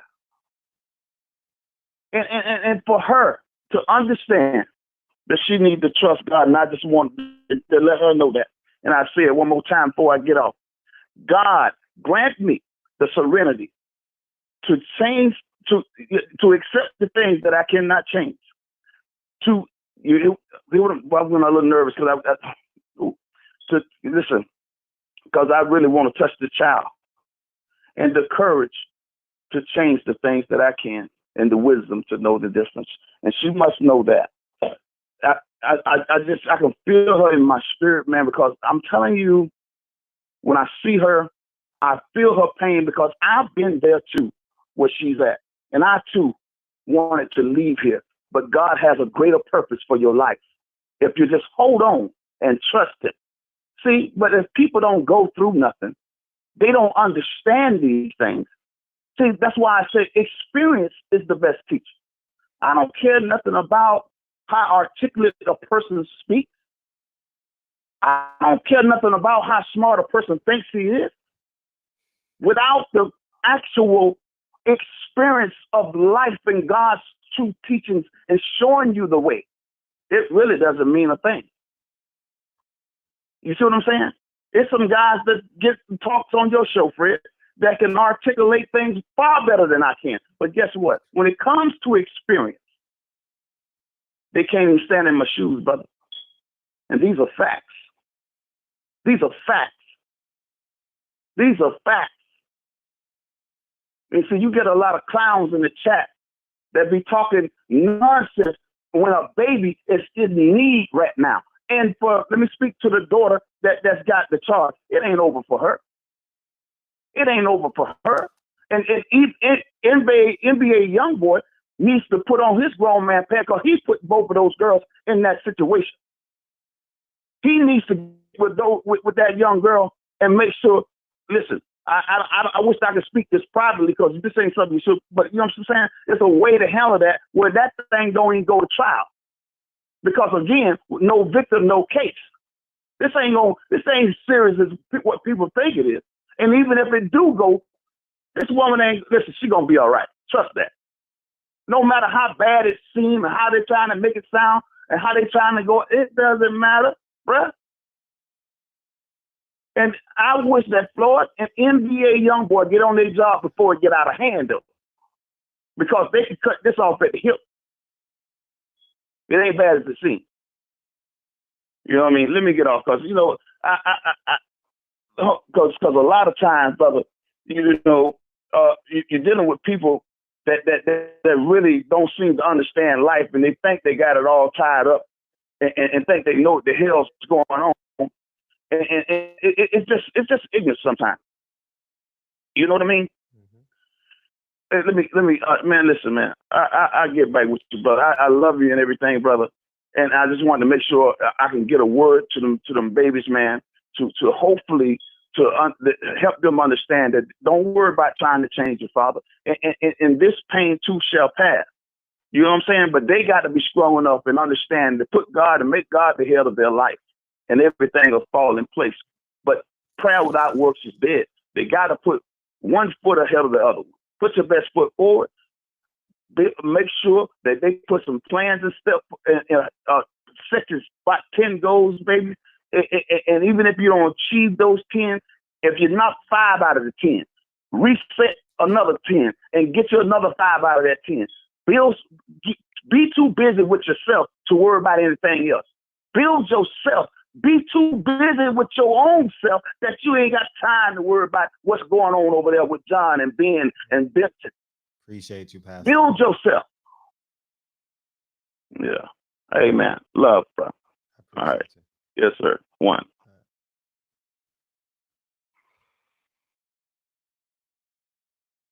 Appreciate you, Pastor. Yeah. Oh, we got Reese. Reese in the building. Reese. Fred, I'm not in the playing mood because you allow a clown, an ignorant individual to be placed in front of me. I don't like the wait. I'm not special, but I don't like the wait. And I'm damn sure ain't gonna wait and allow somebody to poison innocent minds with the shit that come out their mouth. See, here's the thing. I'm so passionate about I get upset because we keep doing the same shit. We talk about the same shit. We try to find a solution, and the next day we keep doing the same shit over and over again. So therefore, it comes to a point where ain't nobody listening to understand. So therefore, I'm tired of wasting my breath. I'm tired of sitting up here trying to inform or enlighten when the motherfucker clearly either just don't want to get it. They don't want to get it. They don't, and you can't make them get it. At the end of the day,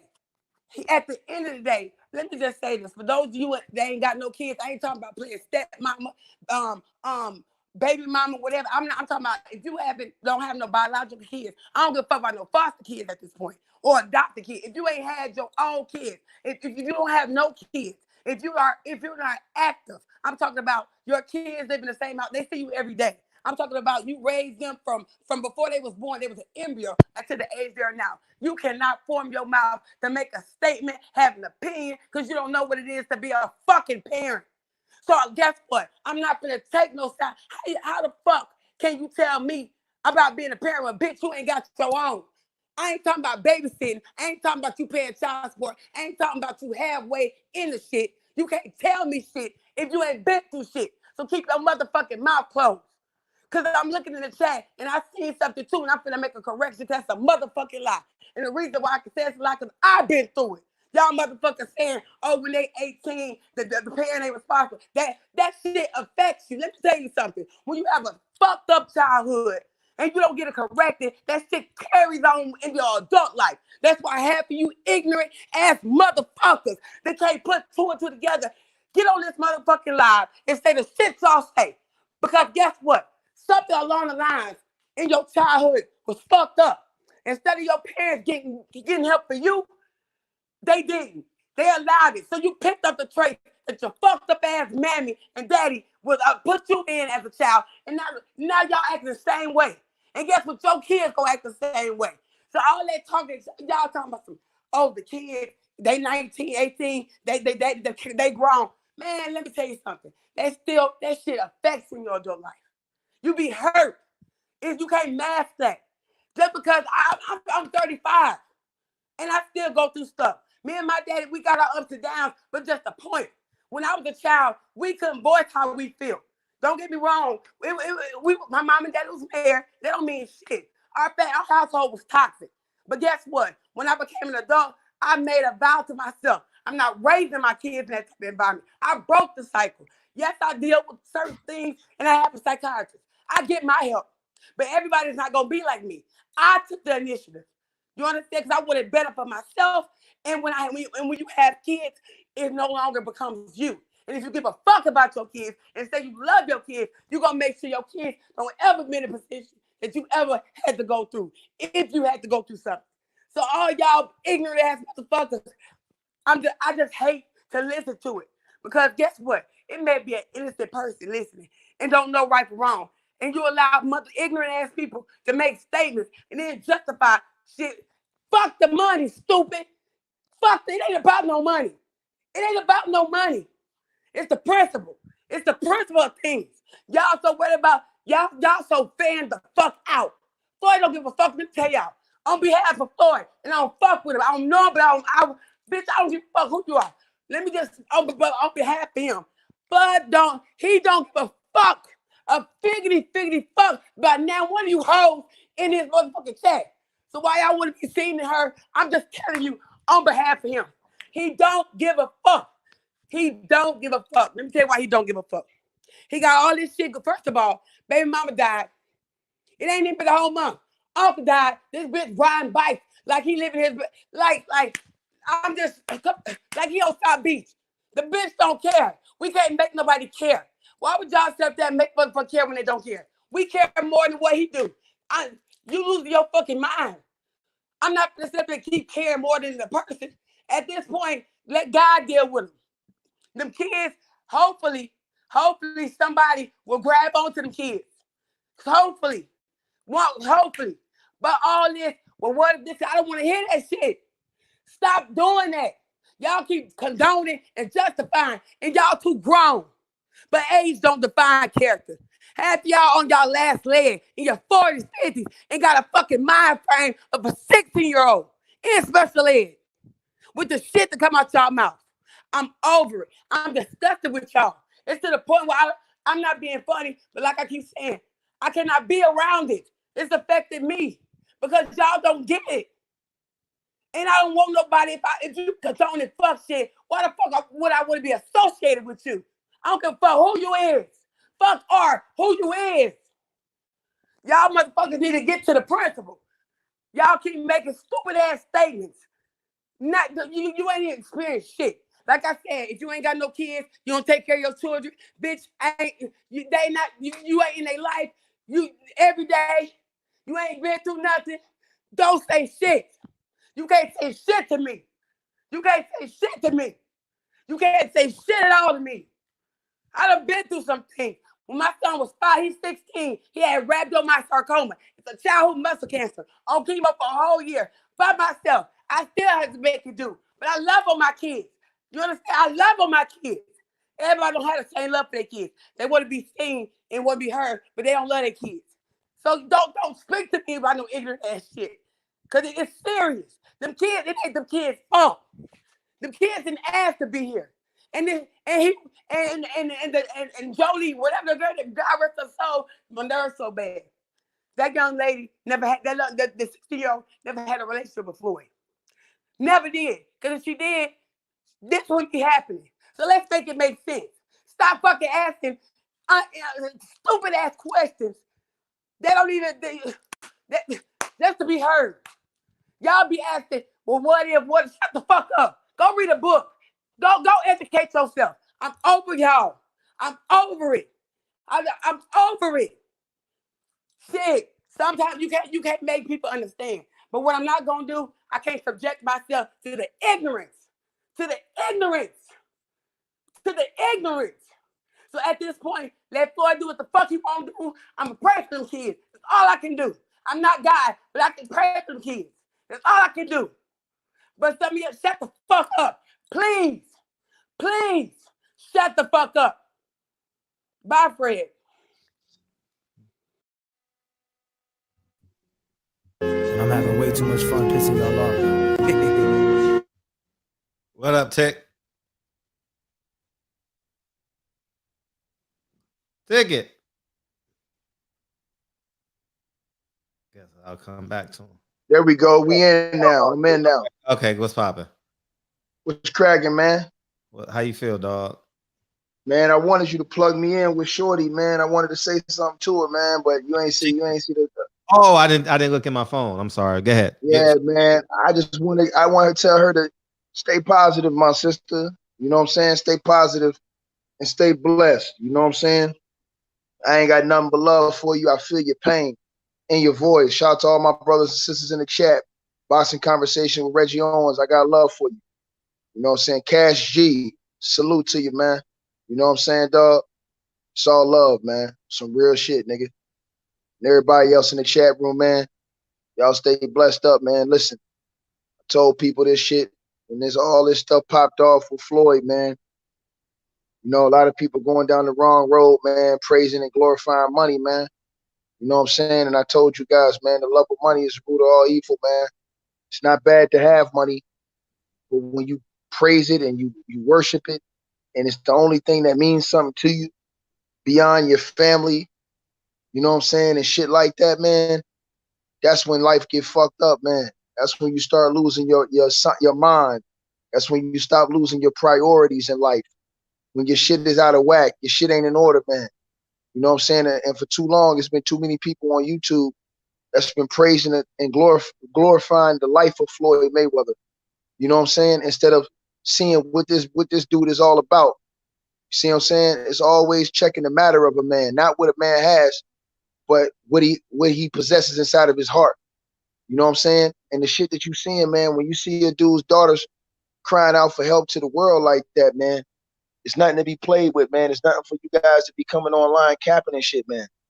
You know, it's a serious situation going out here in the world, man. You got people out here, you know, that's dying behind this stuff that's going on right now. And this dude, Floyd Mayweather's playing around, riding around on bikes, violating social distancing rules, setting a bad example. He don't know. He got 16 million followers, 18 million, however many he got.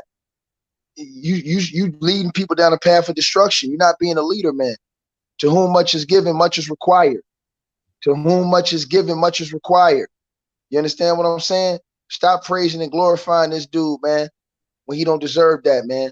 He ain't earned that right, man. Just because a dude got money, just because a dude got a certain status, man, it's how you treat people, man. Floyd Mayweather have told his own people that you don't look like you belong in this room. You don't look like you belong here. But you know what? You know what the rich white man is looking at Floyd saying? The dude who's richer than him? He's saying, hey, dog, what the fuck is you doing here? You don't belong here. See, y'all sit up here and cap for Floyd Mayweather. Floyd Mayweather is the same dude who defended Donald Sterling when all of that racist stuff came out in the NBA.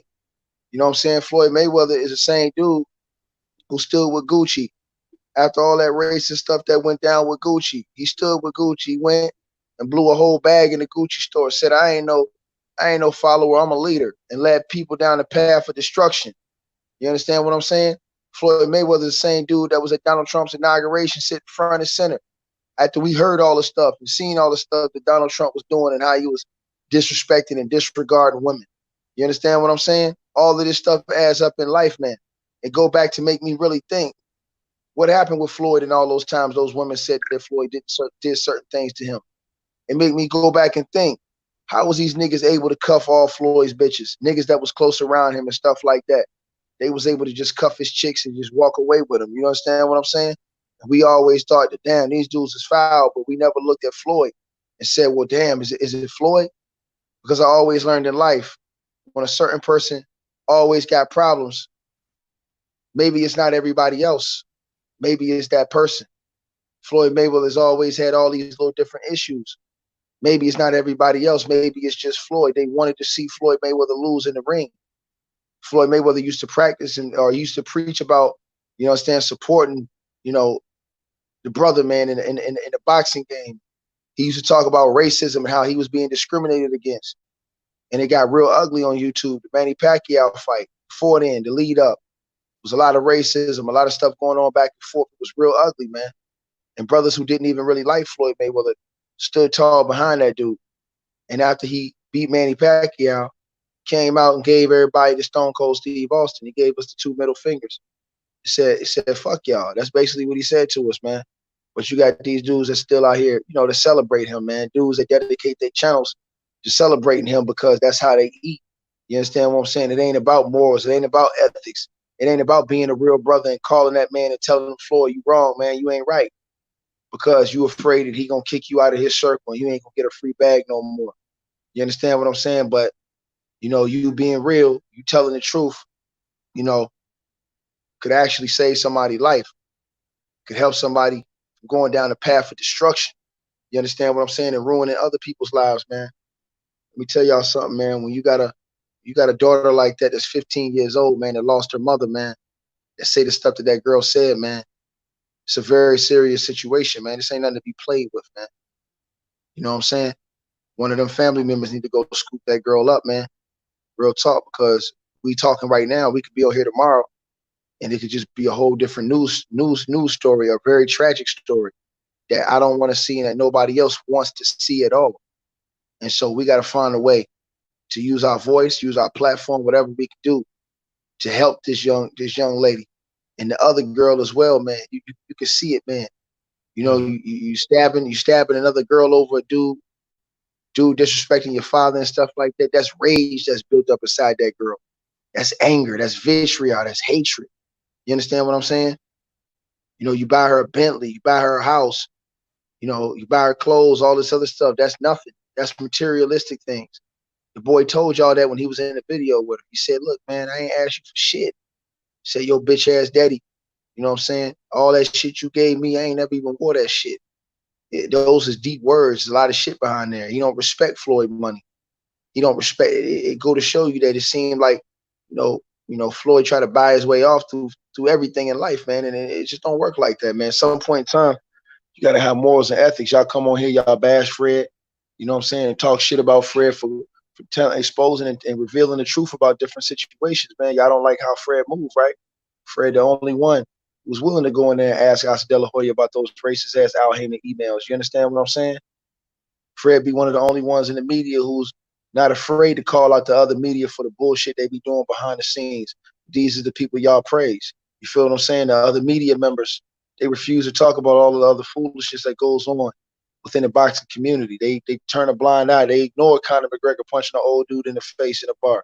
You know what I'm saying? They ignore Sergey Kovalev allegedly beating the fuck out of that white girl and a dog. They ignore all this shit, right? But then when Devin Haney, when he says something, then they all come out and call him and label that boy a racist. And they try to buck break that boy. And now he apologized and they giving him death threats and all kind of stuff like that, man. Y'all got to peep the game, man. You understand what I'm saying? They couldn't break Deontay Wilder. They couldn't break him spiritually. They couldn't break him mentally. So they did the only thing they could do. They cheated him. They stripped him of his dignity of being able to have a fair fight. You understand what I'm saying? And they did it in front of the world. You understand what I'm saying? They did it in front of the world. The problem is that we got smart brothers in the community like Young Pharaoh, brothers who caught up onto the gimmick and exposed it so it can't happen again. You understand what I'm saying? You guys got to understand a couple things in life, man. But they've already accomplished their mission with that. They got the scene that they wanted to put out there, the imagery that will be forever put in the minds of all y'all that you know watch these different YouTube boxing channels and platforms and just love the sport in general. You understand what I'm saying? It's very important, you know, when you say stuff in life that you mean what you say and you say what you mean. And if you don't mean what you say, don't say it. You understand what I'm saying? And if you ain't really about what you say you're about, then leave this stuff alone. But, you know, back to Floyd Mayweather, man, I really hope that this guy get the help he need, man, because he obviously needs, you know, mental help, man. The dude, he didn't go to school. He didn't really get any type of real education growing up. You know what I'm saying? And it just, I mean, it's just sad to see what's going on with him, man. You know what I'm saying? But I always told you guys, God don't like ugly, man. And when you do dirt in life, man, you get dirt. You know what I'm saying? And it seemed like it's all coming back on him at one time. Like I said, he was undefeated in the ring. But, you know, right now he's taking multiple L's, man. And anytime you got your daughter out here in the public saying what she's saying, man, that's just, you know, and a lot of you guys got mad. I sat back and heard you guys when Fred said that he should go down there and get the other daughter when she first got in trouble. Fred was right. Fred was right. The man should have went and got his daughter. And now you guys see what's going on. They're going to push forward with that case. A lot of you guys came in here and y'all was on cap, man. Y'all said that you know that they was going to give him a slap on the wrist. You guys said that it was going to get probation. It was going to get a you know, cop plea. But you know, the district attorney has announced that they going full fledged with this thing. They're pushing for a conviction.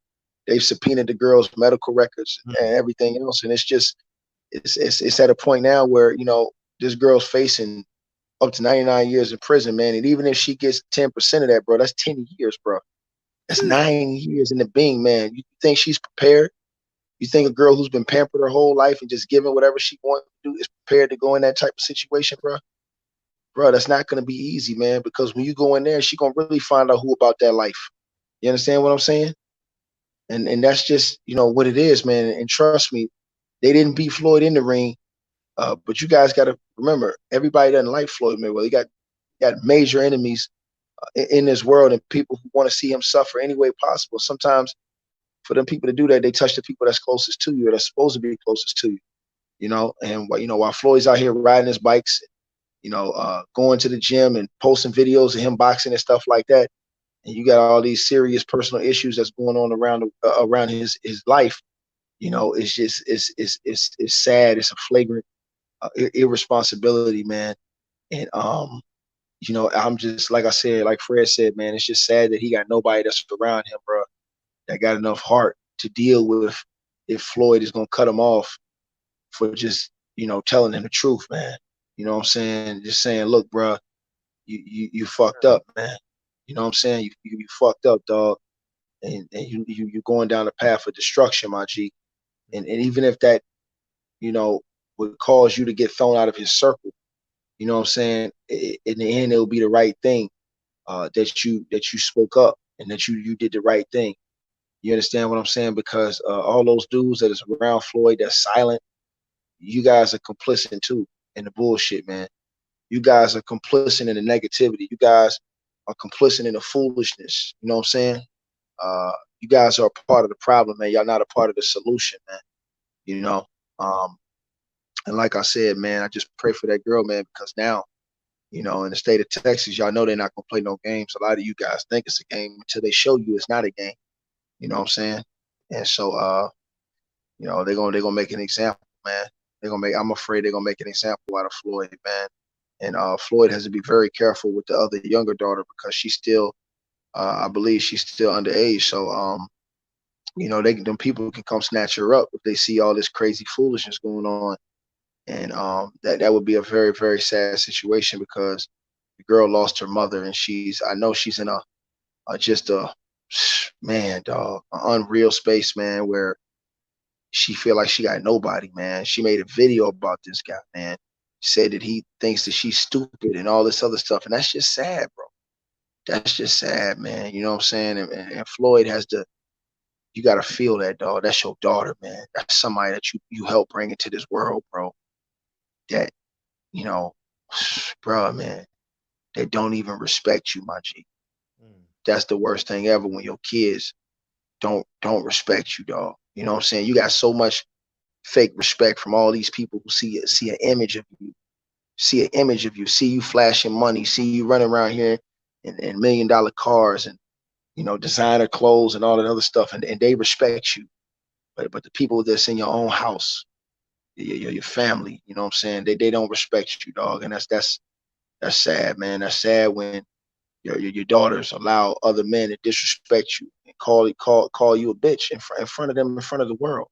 And there's no retaliation, nothing said back. You understand what I'm saying? It's just, just take it. You know what I'm saying? And it's just that's just horrible, man. And like I said, man, only thing we can do is keep trying to speak the truth. You know what I'm saying? Everybody's trying to stay prayed up on the situation, man, and just hope that somebody can get in there, man, and help the other girl before she's lost too. Because I'm gonna tell y'all the truth, man. I'm afraid today they're gonna bring the hammer down on the other girl, man, and they're not gonna play with her, man. She's a girl who they already gonna be perceived as been given everything, and they're not gonna feel sorry for her like y'all think. Doesn't matter what lawyer you get, when they determine to come get you, and they determine to get a guy like Floyd, they've been determined to get him his whole career. And this isn't in Las Vegas. You know what I'm saying? So it's not like he got a lot of connections. Where's she at? You know what I'm saying? And so, it's gonna be one of those situations where we really gonna see. You know what I'm saying? But it's a lot of deep stuff behind there, man. And last thing I want to say is one brother told me today in my chat, and he really pissed me off. He was like, "Oh, why doesn't Floyd's sons have any problems?" Look, let me tell you something. You little punk ass bitch. Let me tell you something, man. Whether it's your sons or your daughters, in a way you father them different. You don't father your daughters the same way you father your sons, because your daughters are women, they're females. So you can't say the same thing to them that you say to your son. You understand what I'm saying? So maybe Floyd's sons was fathered a certain way, but his daughters was lacking something that they desperately needed from their father that they wasn't getting. And that's why they crying out, because maybe he tried to father his daughters the same way he tried to father his sons, but you can't do that because they don't live the same type of life, because you're dealing with a male and a female. Just like a boy gets a certain type of love and affection from his mother, and then he'll get a certain type from his father, and a daughter will get a certain type of parenting from her mother and a different type from her father. It's going to be all love, but it's a different type. You understand what I'm saying? It's teaching your daughters respect. It's teaching your daughters, you understand what I'm saying, how to leave the house and be respected by a man and not be disrespected and not be so short. You understand what I'm saying? Ethics, morals, values. You understand? And then when you fathering a son, how to treat women, how to respect women, how to respect yourself, how to carry yourself with dignity, class, ethics, morals. Some of you guys are stuck on stupid, man. Fred, I'm gonna holler at you, boy. Keep grinding, man. Do your thing, my G. I appreciate you taking it. Thanks. And thank you for the super chat as well. I appreciate Man, you. you already know. No doubt, homie. Appreciate it. Peace. Yeah. All right, chat. Salute. Well, open the phone lines. Give me a second. All right, the phone lines are back open.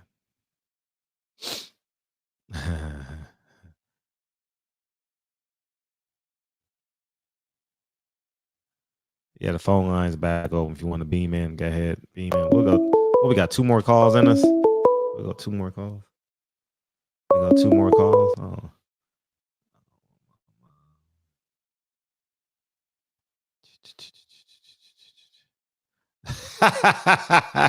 You funny as hell, DB.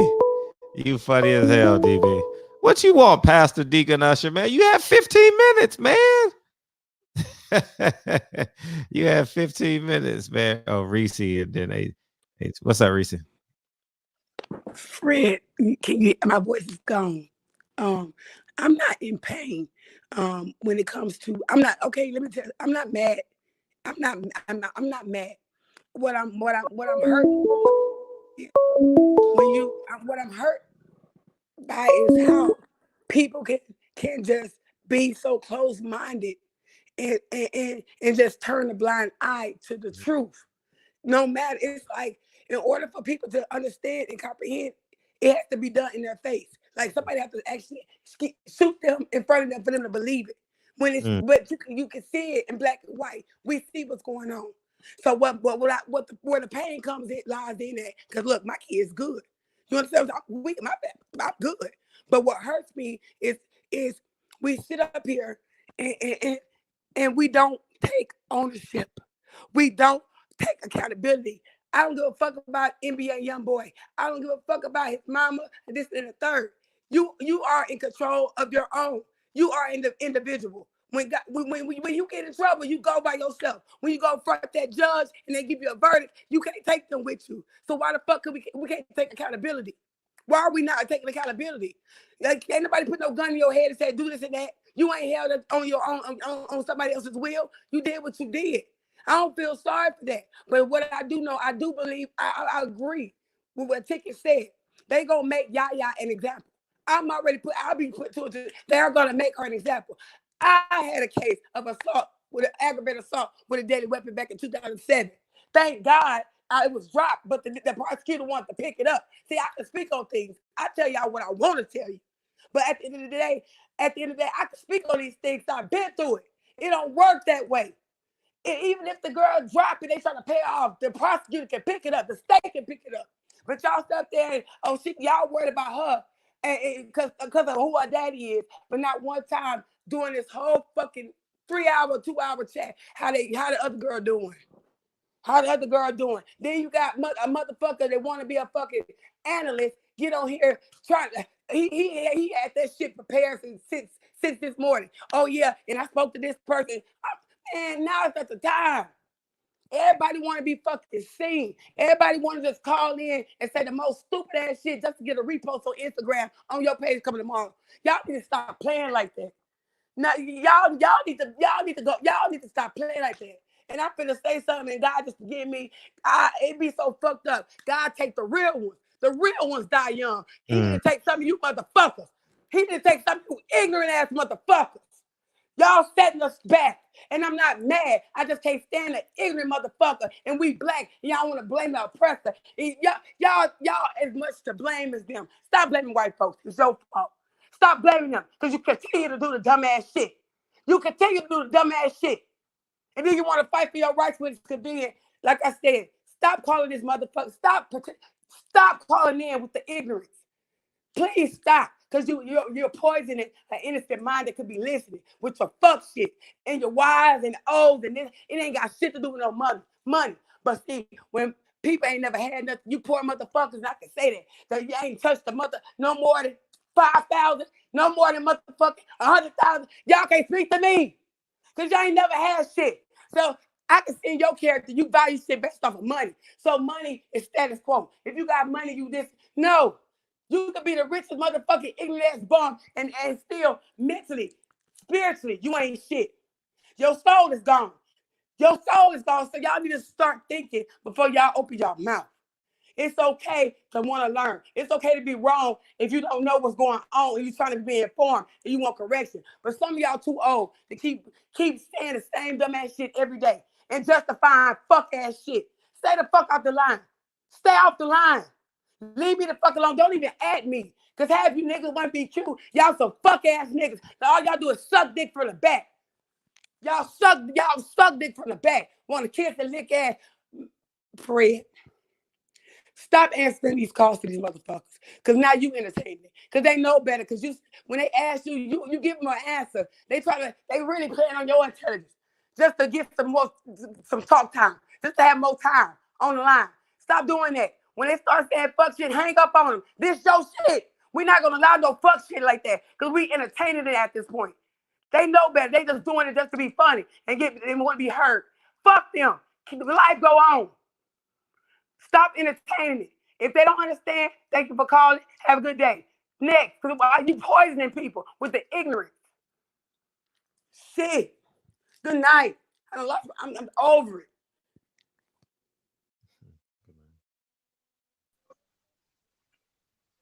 Hey, what's up, brother? Hey, Can you hear me? All right. Yep. Yeah. I wanted to piggyback, man, on what Ticket was saying. He was definitely dropping some gems. I got like he was saying, man, raising. I think he was saying that somebody on his chat has said something about why his sons, aren't having the issues what his daughters are having. Raising girls and raising boys, man, is just two totally different things. It just is what it is.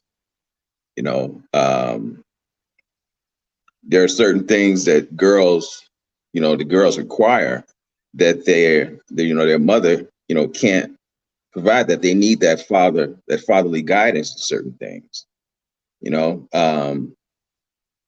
Raising two daughters with two totally different personalities. The way that I deal with Ariel is totally different than how I deal with Erica. Ariel, she would open up and talk to me about everything. With Erica, I had to, it was like pulling teeth. It wasn't until Erica actually got older that she began to, talk to me more, about things going on in her life. And people that know our relationship, I've had certain issues that happened in the past, with her mother, who was trying to be her friend as well as her parent. And I've had people call me and say, hey, man, you need to find out what's going on, with Erica, because she's hanging with this girl, or she's over in this area, she's doing that, and I would address that. There was a situation where she was hanging with a girl that was sexually active at a young age, and I asked her mother, I said, why are you allowing her to hang with her? I said, can't you see that little girl is much faster? She's doing stuff that Erica's not doing. But her mother, don't want to tell her no, was allowing certain stuff to go on. And I was like, you can't do that. I've talked to you briefly about my relationship with my brother.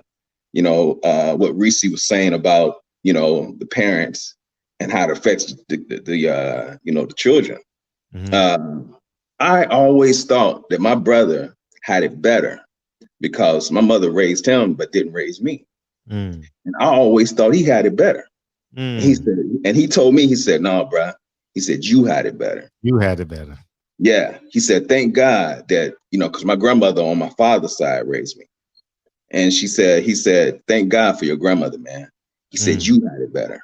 And the things that my brother do is because of what he experienced with, with my mother, what I'm saying, and his father. We got the same mother, but different fathers. Sure. Yeah. And it's and like when I address, some of the things that he do, he gets upset, because but it comes from, how he was raised, and like I was telling you, I was going to go to Memphis when he punched his wife in the mouth like that. I'm not cut like that. And I called him and I said, "Hey, bro," all I said to him was, I said, "Man, you handled that wrong." He went off. "Nigga, don't be calling me with that bullshit." And I'm like, "Hold up, dude. All I said to you was you handled that wrong." And he went crazy. So I told him, I said, "It's all right." I said, "I'm coming to see you. I'm coming to see you." And I hadn't talked to him, man, in about almost 2 years. And I was actually getting ready to go that way when this whole COVID thing broke out. Because he's not, for one, my mother didn't support the stupid shit that he's always done. So he's, he hasn't been talking to us at all since then. But it's definitely, cats are talking about don't blame Floyd. It's definitely, it's definitely Floyd, man. Without a doubt. Without a doubt. But yeah, that's that's all I wanted to say, bro. I appreciate you calling in. All right, brother. I'll get back with you. All right, one. All right. Yeah, that Dr. Boyce Watkins, that was pretty funny. That was pretty funny. They call it. Hey, what's up? What's up, Fred? I just want to talk about Mayweather's daughter Ayanna real quick. Like, as far as this the time they talking about, I know this is her first charge. This is her first time getting in trouble with the law. And I'm thinking like this: if the girl doesn't show up in court, possibly the charges can get dropped. Yeah. They can make it like a settlement, possibly a settlement, pay her off, and you know what I'm saying. Maybe she's not gonna do any time at all. That could happen. So that's what I was thinking about that situation, and hopefully she could get past this, and about that NBA young boy situation. I hope he's not like one of those type dudes that's trying to force her to stay with him. Just like R. Kelly in a way was accused. He was forcing them girls. Them girls were scared to leave him. You know what I mean? Maybe she's possibly scared to leave him. Did you think about that possibly? Yeah. When he told her to get up out of bed, you can tell there was some control there. Hell yeah. So I was just thinking about that. You know what I mean? But hopefully, man, she's not gonna do any time. I was unfortunately in a situation where I was hit with aggravated assault charge, and the person who accused me of the crime, they no, just being honest, I'm being honest, they didn't show up to court, so it was dropped. You know what I mean? I didn't have to do any real time over that, so that was cool. Hopefully the same situation will play out for her. You know what I mean? So that's what I'm thinking. And Fred, if I can get an intro, I got my own music. You know what I mean? So if you can send me your heard that shit, nigga.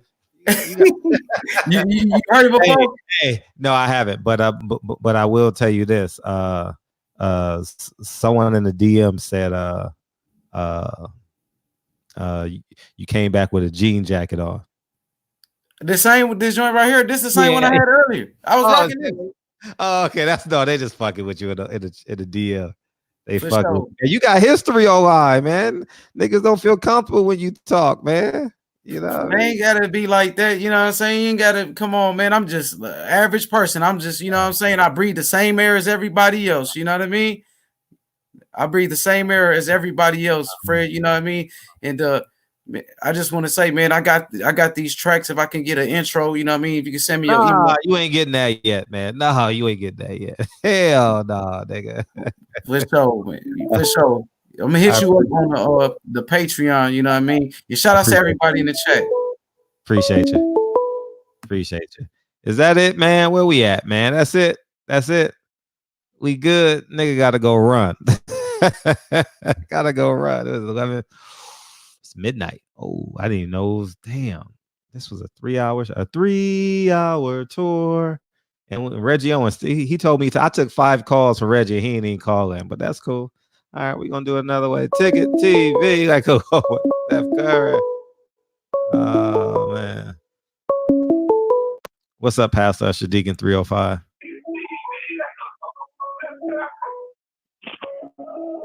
Yo, What's up? man, listen. I'm trying to call in, man, but I thank God for Ticket. He kind of calmed me down because I hadn't got 38 hot for a minute. But by the time he got through dropping what he was dropping, I kind of landed the plane. You feel me? Yeah, but something I thought about with Floyd. You know, his name is Money Mayweather, right? Listen, he is representing something like the root of all evil. This man's so caught up, man, into the wrong things, and this is why I was saying what I said earlier. And I didn't mean no harm to anyone that took it the wrong way. We don't. We don't have to respond. You don't have to apologize. Hey, just say how you feel. People disagree passionately. People agree passionately. We ain't doing no filibustering here. Now, you ain't talking about nobody's mama, nobody like that. We ain't. This ain't gonna be that. Everyone is welcome to say what they want to say. Because I go from 0 to 100 real quick when I feel like I'm being disrespected, and I'll be trying to figure out how can I go touch somebody. And that's why I said I appreciate that brother for bringing me down. Because listen, man, I don't rock like that. I respect everybody, man. I mean, I don't give a damn as a kid. I respect you, bro. You might think I'm a coward. I respect you so much. You know what I'm saying? But it ain't like that. You know what I'm saying? But again, man, I wanted to make sure that I call in and make sure that I want to put some respect on your name, bro, and make sure that I'm respecting your platform and not disrespecting your platform. Everyone I'm not censoring nobody. I may cut you off, but I'm not gonna censor you. You can say what you want, how you feel. You can disagree with Reese. You can agree with Reese. You can agree with Ticket. You can disagree with Ticket. That's what the platform is here. Now, my thing is, when I call in, I'll be just speaking my own opinion. I don't worry about what Reese got to say. We ain't doing no filibustering. I don't filibuster, so why should you? What are you calling in to justify? Huh? What are you calling in to justify? God got your back. Why are you calling in justifying shit? Yeah. No, because you when you brought up a name, I'm saying that I'm not. That was an example. That was an example. That was an example. That was just an example. Right. Okay. Yeah. Man. Reese cursed me out. She cursed me out. She disagree and curse me out. We still gonna carry on with the show. Yeah, but I don't rock like that. You know what I'm saying? I get hot too quick, man. Because I respect everybody, and for me, I rock in a different zone. I respect everybody. I don't disrespect nobody. And where I come from, bro, when you step on that line right there, you got to be willing to go all the way with that shit. It's no reason. I just told you. Why are you justifying? You no need to justify anything. Yeah, I ain't trying to justify nothing, fam. You know what I'm saying? This is barbershop conversations. Right. This is barbershop about that little. Yeah, this was about the little girl. Just like I brought her up last night, and you said we'll continue that today. Man, why are you turning a justification into a monologue? Nigga, this ain't no one man show, and I'm like trying to co-produce and shit. Shut up, Fred. Shut your little ass down. Shut the fuck up, man. You mushing me all in the face and shit. Remember I used to say it in the 80s. You lost your rabbit ass. Damn, man. Shit. Yeah. Ain't Anyway, nobody tripping. Yeah. Reese gonna be Reese. We ain't censoring Reese. Reese can curse, huff, and puff, and blow the fucking house down. It don't matter. You know what I mean? I ain't on that shit. Mm-hmm. Anyway, but I done had, like I said, I done had those similar charges. And listen, I truly feel that I ain't saying that they're gonna give them a slap on the wrist and all this here. What I'm saying is, I feel time out, Pastor. Can you do us a favor? Can you do us a favor? Since this is your one-man show, can you hang up and do a wardrobe change? And by the time we come back tomorrow, you'll be on. All right, go do a wardrobe change. All right, end scene. Hey, guess what I'm gonna do? I'm gonna respect the game. And that's what I'm gonna do. Man. Hey, I'm gonna see you tomorrow day. 9 o'clock Cali time. Appreciate you, dog. Yes, sir. All right. That's what the league reads. All right. Peace. All right. We get the hell out of here, man. We get the hell. If my mom called it too late, I ain't dealing with that. I don't want to do no 10-minute call. Call it earlier, Mom. I ain't dealing with that. It's 12 o'clock and I still got to go run 4 miles. No. Should have called in earlier. Nope. We out of here. Should have called in earlier. Oh, my bad. See, I got ahead of myself. Because you ain't been here the last 2 nights, but I know you here tonight. Where DB at? What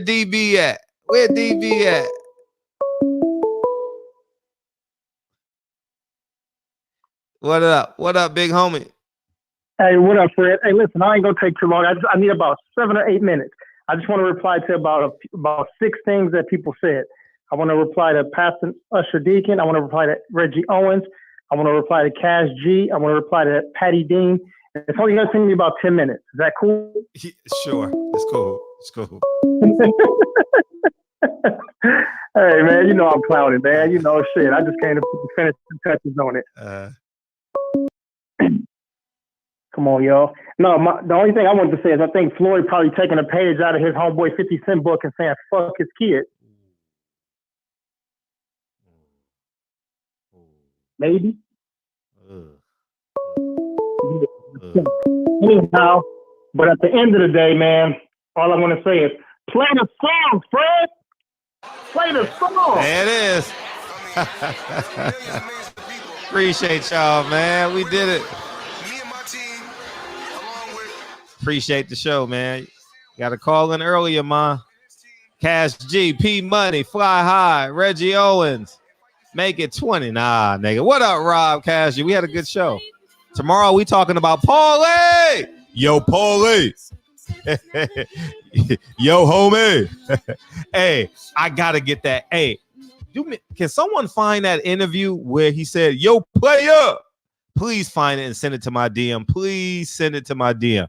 That's gonna be the intro tomorrow night. Please, God, help me find that shit.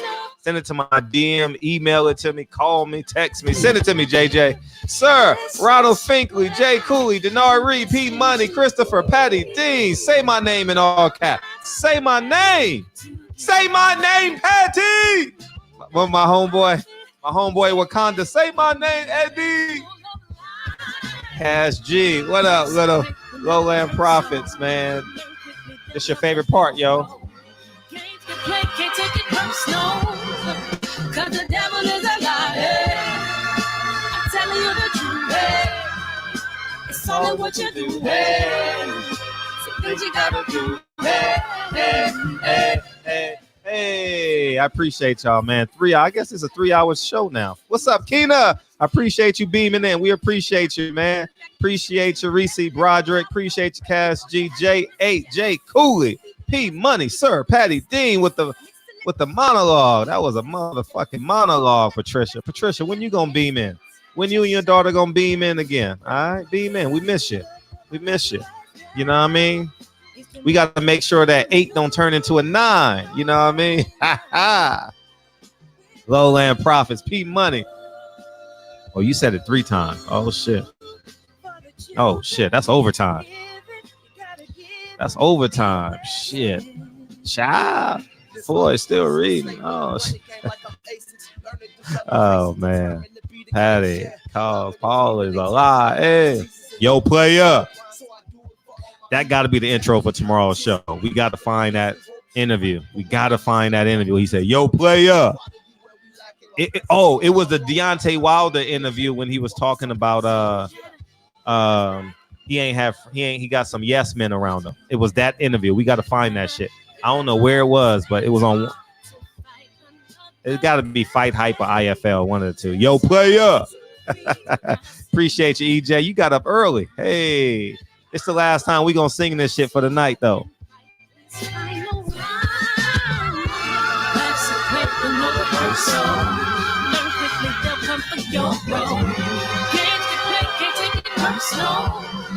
Cause the devil is a lie. Hey, I'm telling you the truth. Hey, it's all in what you do. Hey, so things you gotta do. Hey, People Hernandez, appreciate you. Don't forget to go check out that Gary Russell interview. My God, it's good. My God is good, man. That has a double meaning. My God is good. My God is good. Pastor getting 38. How the fuck you gonna be a pastor talking about you get 38 hot? Hopefully y'all know. Do y'all know what 38 hot mean? I'm gonna see what y'all niggas know. Do y'all know what 38 hot mean? Y'all know the definition of that shit?